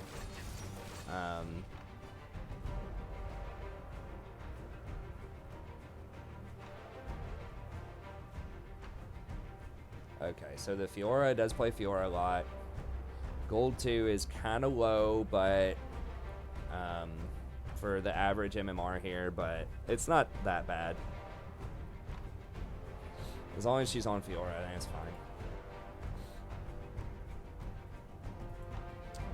Oreo, Murder.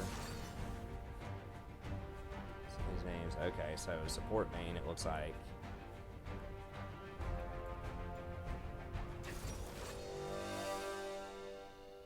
Okay. Jinx looks pretty presentable. Okay. Okay. Pretty much everybody's Oreo Murder is not like super, that's like first time Jarvan basically, but everyone else is looking pretty good. Jungle's one of the toughest things to kind of first time, but okay, that looks fine.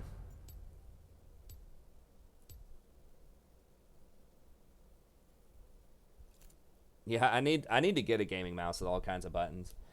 Oh, I meant to say earlier, like I saw that the there was a classic WoW guild that cleared Ragnaros the first game the week was released. Ragnaros and Onyxia. Like, the Onyxia one, there's like this huge quest chain or something for Onyxia. And they started off with 34 people. Some of them were like level 56. They weren't even like max level in greens. Managed to take it down.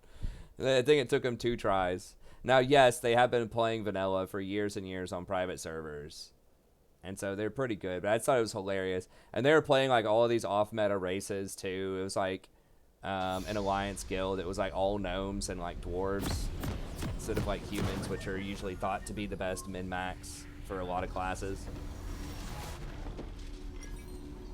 I thought that was pretty hilarious. Have I tried Swain support? I have not. Nothing important should be taken. I don't think it would be that good, honestly. Maybe for like an all-in like cheese kill lane or something, but Welcome to Summoner's Rift. hey, thanks Space Bazooka. I appreciate it, buddy. Thanks for coming by. Ha!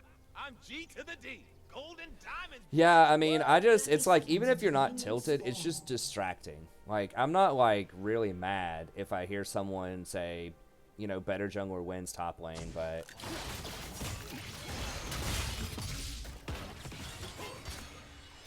we don't have Fiora. I thought about going in on that, but if we didn't hit him, if we actually let him step in the bush, I may have tried it, but I think they underestimate. all right, thanks, Jason. I appreciate it, buddy. Yeah, this will probably be my last one. Minions have spawned.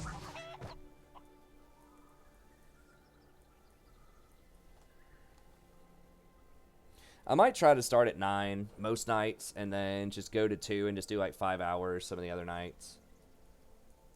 See how it goes. 9 to 2. But yeah, I need to start ending around like 1 o'clock. That'll still give me like 5 hours of sleep or so. Have no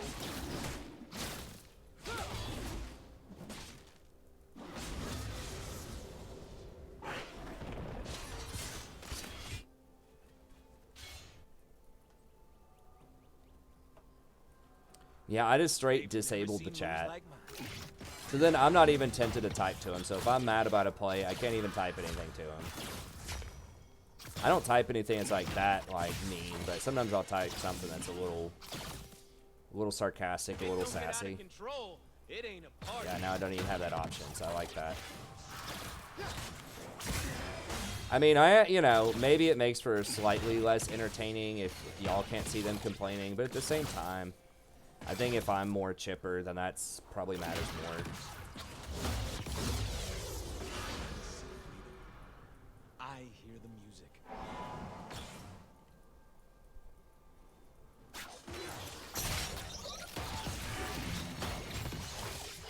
Okay, he didn't want to go on that? Alright.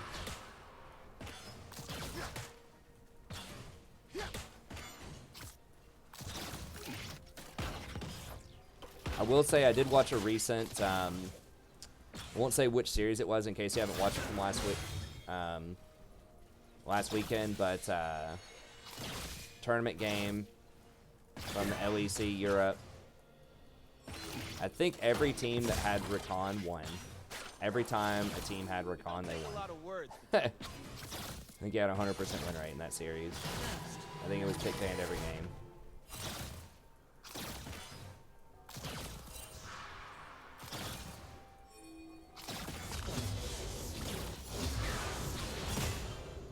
Humans made promises. I'm just not sure with this Thresh, man. Like, he's just not going. I can't believe that clipped him. Okay, they're gonna get some kills. No. I mean, I could try to make a play here, maybe. The solution's pretty aggressive, but Thresh is not so much. I can't wait to see what I'm gonna do. It's hard to go on Lucian because he's got his dash, so I have to wait on him to dash. Or try to go on the Thresh, who could flay and hook me.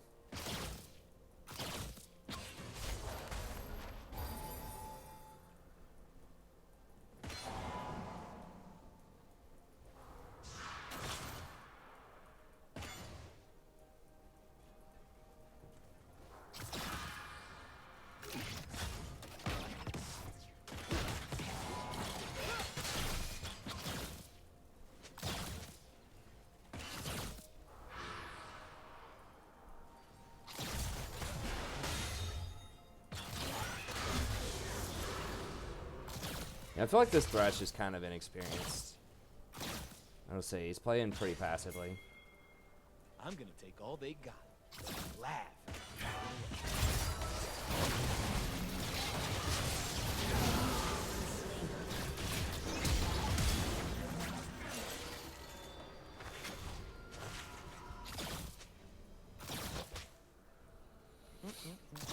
Yeah, you don't want to dash forward as Lucian, just like you don't want to E forward as Ezreal, like, because as soon as something with a skill shot like Rakan or whatever sees you do that, you're just a sitting duck.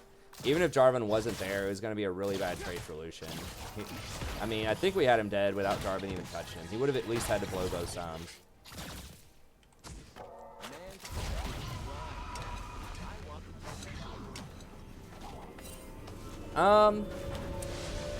So I don't watch. I don't watch League live. I'll watch like replays of it. I don't watch a ton of stuff. A lot of times I'll just watch like informational stuff. Honestly, like just like on YouTube.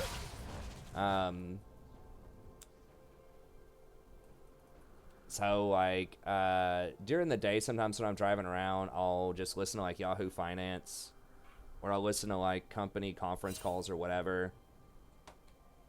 Time to get it started. You know, earlier today I was listening to like several videos about like sort of tax haven problems. So listening to some like political videos on the car ride back.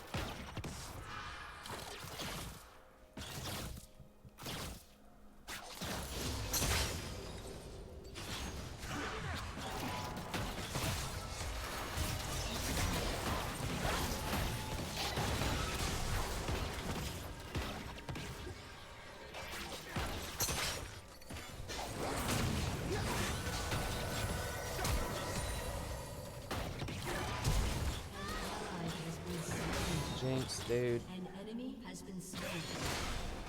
Oh, I didn't even see her.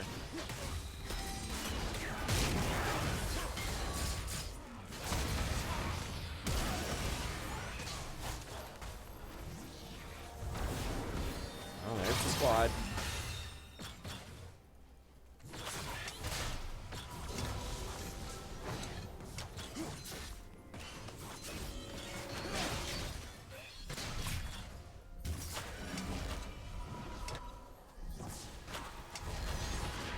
Yeah. Trump. Well, I don't talk politics on the channel, but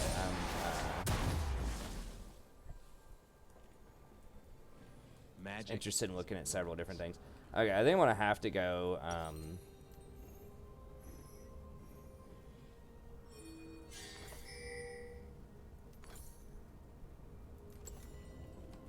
I might have to go glacial. He isn't as orange anymore. Yeah, I mean, I didn't want to stir up politics, but I just, you know, just stuff that I can kind of learn from. Just different sort of situations, what's going on in culture, I don't need to understand the plan. society, psychology. trust I mean, so I don't watch that many sports replays. Like, most of what I watch is either league-related stuff or, like, financial-related stuff.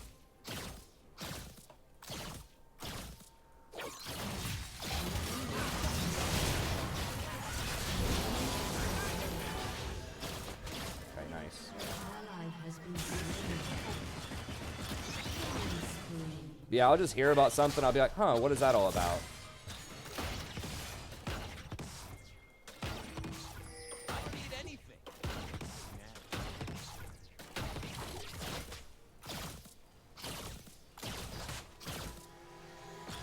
I just always try to be informed about as many things as I can be. Whether it's like, you know, AI, different kinds of healthcare, different kinds of financial stuff, whatever's going on.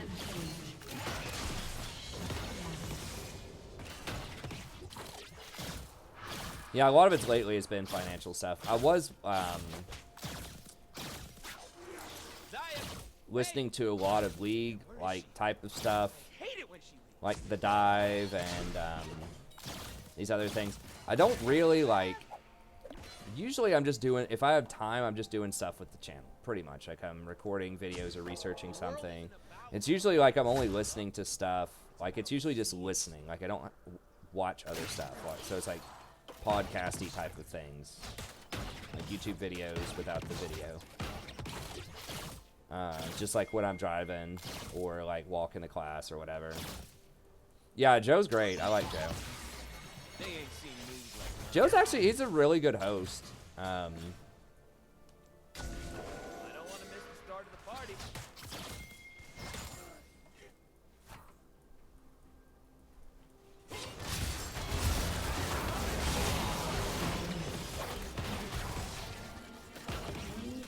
Probably didn't need to ult for that, but whatever. Make sure there's no way he flashes out of that.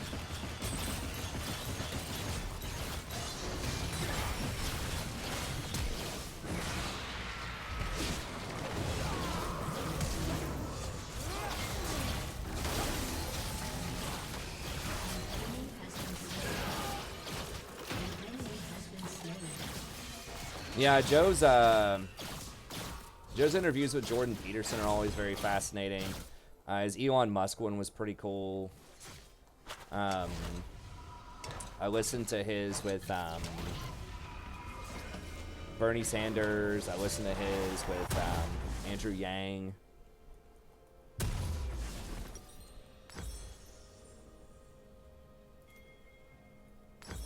Magic isn't supposed to be safe. Yeah, I mean, he's very balanced, I think, you know? Like, it is very guest-centered. You can tell he doesn't really have an agenda. He's just, like, actually trying to just learn about the topic and ask, like, some entertaining questions.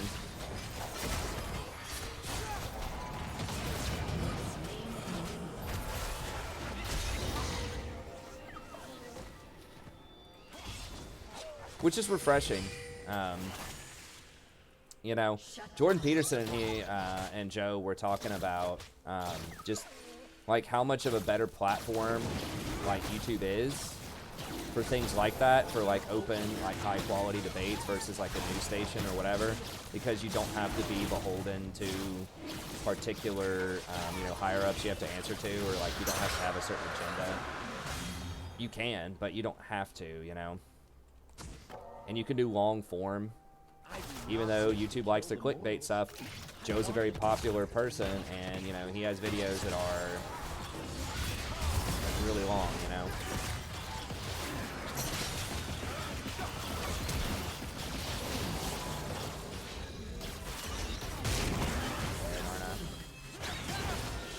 Well, at least I made him run kind of out of position.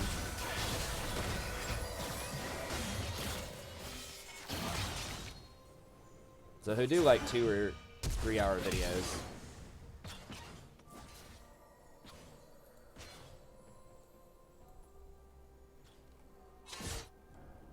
Which is really nice for like car rides. Hey, what's up, Sammy? Wait, are you just dropping in to say hey and then bouncing? I'm here. I'm gone. I am so gone. Jordan Peterson is very interesting, you know, whether you agree with him or disagree with him. I think he's a good person to like just listen to, because I think he brings up a lot of really good points just to help you, just to like progress the conversation, you know. I feel like my allies He's an interesting character too, because some of like what he is, he doesn't really fit neatly into a box of like right or left, I don't think. Because some of the stuff that he's talking about is what people would consider right, but then some of it's also left. And he's like a psychology humanities professor. If you aren't a little frightened.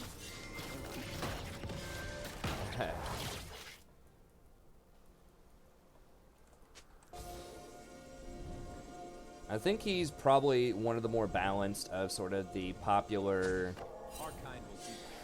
you know, podcast crew. Like Shapiro and who are some of those other guys? Let me get these words down here. Ben Shapiro. There's another guy that's like more on kind of the liberal side. It's pretty popular. So I've listened to a lot of them, but I think that Peterson's one of the more balanced ones. An ally has been slain. Don't leave An nothing. enemy has been Bring it slain. on. He's not moderate though either, so you know, I don't know. He doesn't fit neatly into categories. Yeah, I mean, a lot of people, you know, associate him with the alt-right, and I think a lot of it's because people don't listen, but just because he was challenging part of a very specific Canadian law involving gender pronouns and compelled speech, which a lot of people don't even know what that law is or what it was proposing. They just hear like, oh, he's challenging gender pronouns in some way, you know, must be alt-right. But there are so many qualities of him that are not,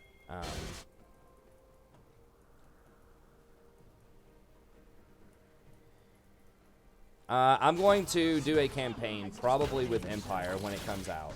So yeah, I might do a review on it. But I don't have early access. So I'll just see it when everyone else does. But yeah, I will do something. Yeah, Shapiro's definitely a conservative and self-identifies as such. And like Weinstein, I can't remember some of the names, like Brett, I think Weinstein.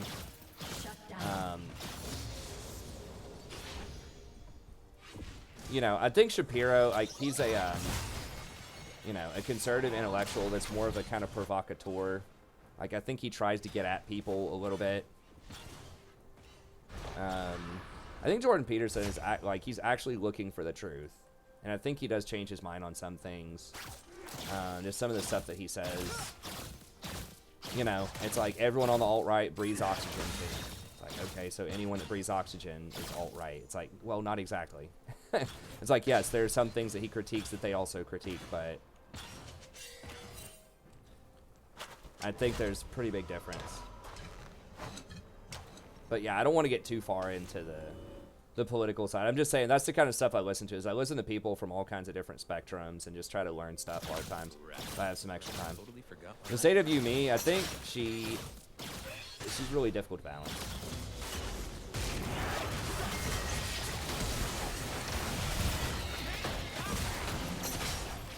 come on. After all that, you gotta dodge the hook, Jinx.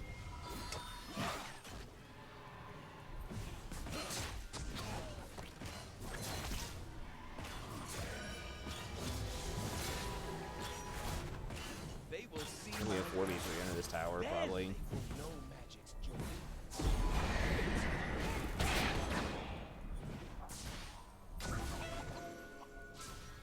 An enemy has been slain. Your team has destroyed a turret. I don't know if you want to challenge that many, man.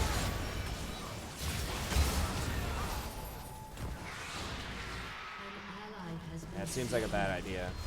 Your team has destroyed a turret.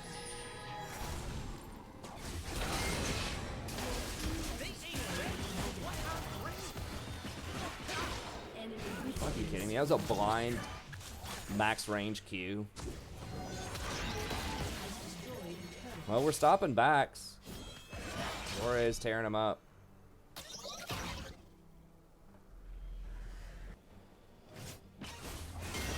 Oof. Yeah, James, you can't go. I mean, I know we're trying to stop their backs, but we're getting a little far-fetched here.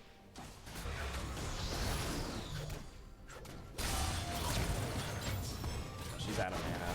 I got freedom. I got a lady. I got a cause I die for. That's who I am. Yeah, they have pretty much all AD, so I think I'm just gonna go Val.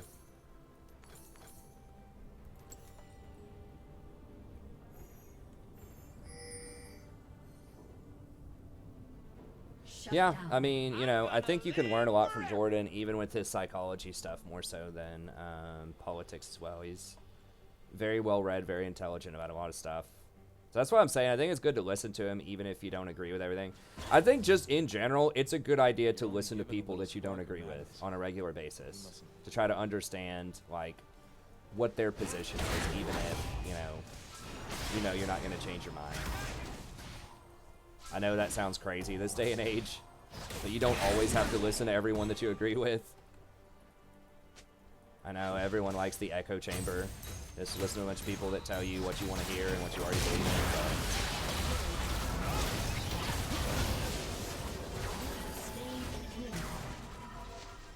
I have to tell my students with their sources, I'm like, it's okay to use a source you disagree with. They're like, really? Why would you do that? I'm like, so you can represent the other side? I think really, like, if you really understand an argument, then you should be able to argue either side of it. It doesn't mean that you agree with it. It just means that you understand the other side of it. I think if you can't articulate what the other side is or why it could have redeeming properties, then you don't really understand the argument.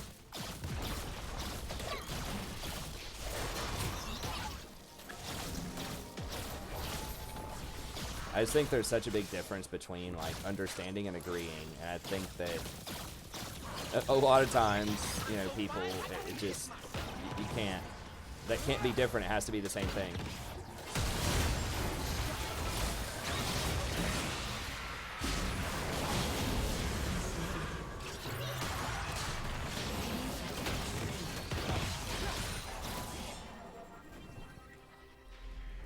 Oh, sorry, Steve. I'm not sure what you said.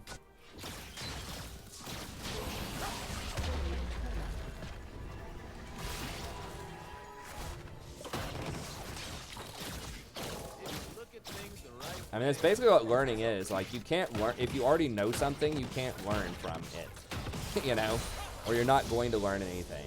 If you're just, like, always seeing stuff that you already agree with, then you're never learning anything. You're always just like, okay, yeah, I knew that.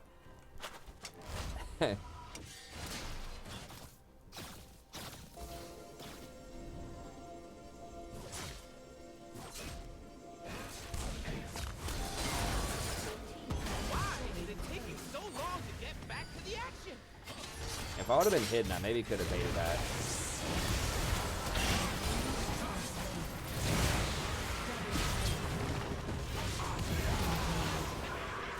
Dunking him. Oh, the third right. Yeah. I mean, you know, another way to look at it is if you don't understand your opponents, then you're not going to be able to defeat them. That's another way if you want to be more Machiavellian about it. you know, if you don't understand how Hitler rose to power and why his party was popular, then there could very easily be another, like, rise to power by someone like him. So it's like, even if, you know, obviously you disagree with him, which I hope most people do, if not everybody, you know, even something as, you know, crazy and disgusting as that deserves, like, some scholarly attention. Just so that you understand how those types of conditions arise. How someone like that gathers power.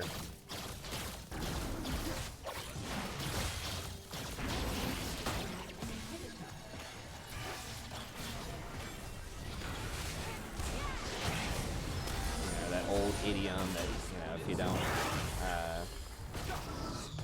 understand history, then you're doomed to repeat it. I mean, I'm sure there's a lot of... Well, I don't know if you can actually find stuff about kind of neo-Nazis on YouTube anymore. That's one of the dangerous things about, like...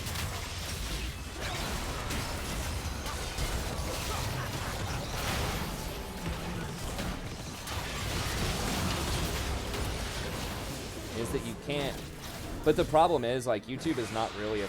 It's kind of a free speech platform, but not really. It's the advertisers, you know. YouTube's got to make money, and advertisers don't want their brand tarnished because everyone thinks, you know, if you entertain any ideas about something that's radical or not congenial, then advertisers don't want to be associated with it, because someone will see a Coke advertisement on a neo-Nazi, you know, YouTube video or whatever, and then they'll start, everyone will go off, want to like boycott Coke. So like, Coke supporting neo-Nazis. It's like, no, Coke is just trying to get advertisement on YouTube, and whatever it was about this neo-Nazi person,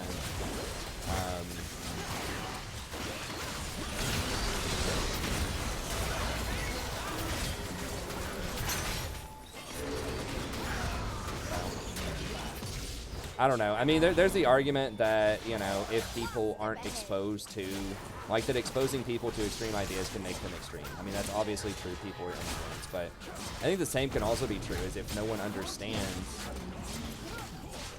sort of extreme speech or extreme points of view. If you don't understand it, then you also don't know how to combat it.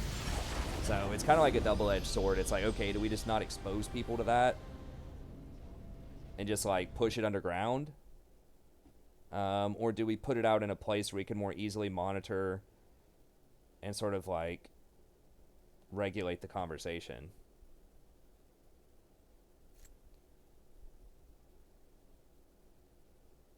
Yeah. I mean, yeah, Hitler could have, you know, he had a platform, he had lots of power. If he didn't, you know, want to just eradicate all the Jews and do all this, like, crazy stuff. But I mean, that was part of his thing to power, is he was so extreme. If he hadn't been that extreme, he may not have risen to power. But I don't know. It's tough to say. He's very unhinged.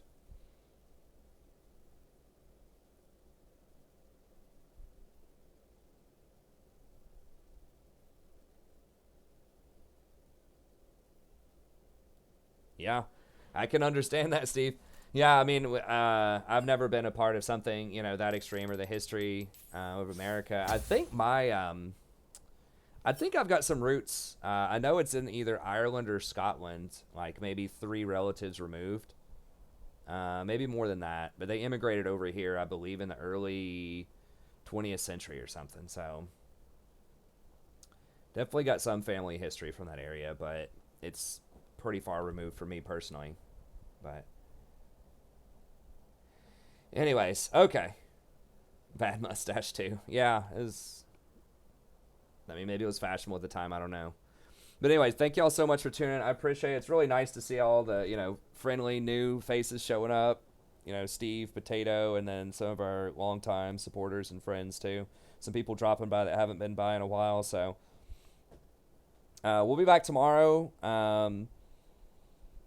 Either 9 or 9:30. You know, 9:30 is when I usually start, but I might try to go 9 and then stay up till 2 anyways. But yeah, I might try to go ahead and start going at 9. Just to see if I can get out maybe 30 minutes earlier, get a little more sleep. But Anyways, that's going to be it. Thank y'all very much for coming by. As always, we'll be back tomorrow around 9 o'clock p.m. Eastern Standard Time. Hope to see y'all then, and we'll see you next time.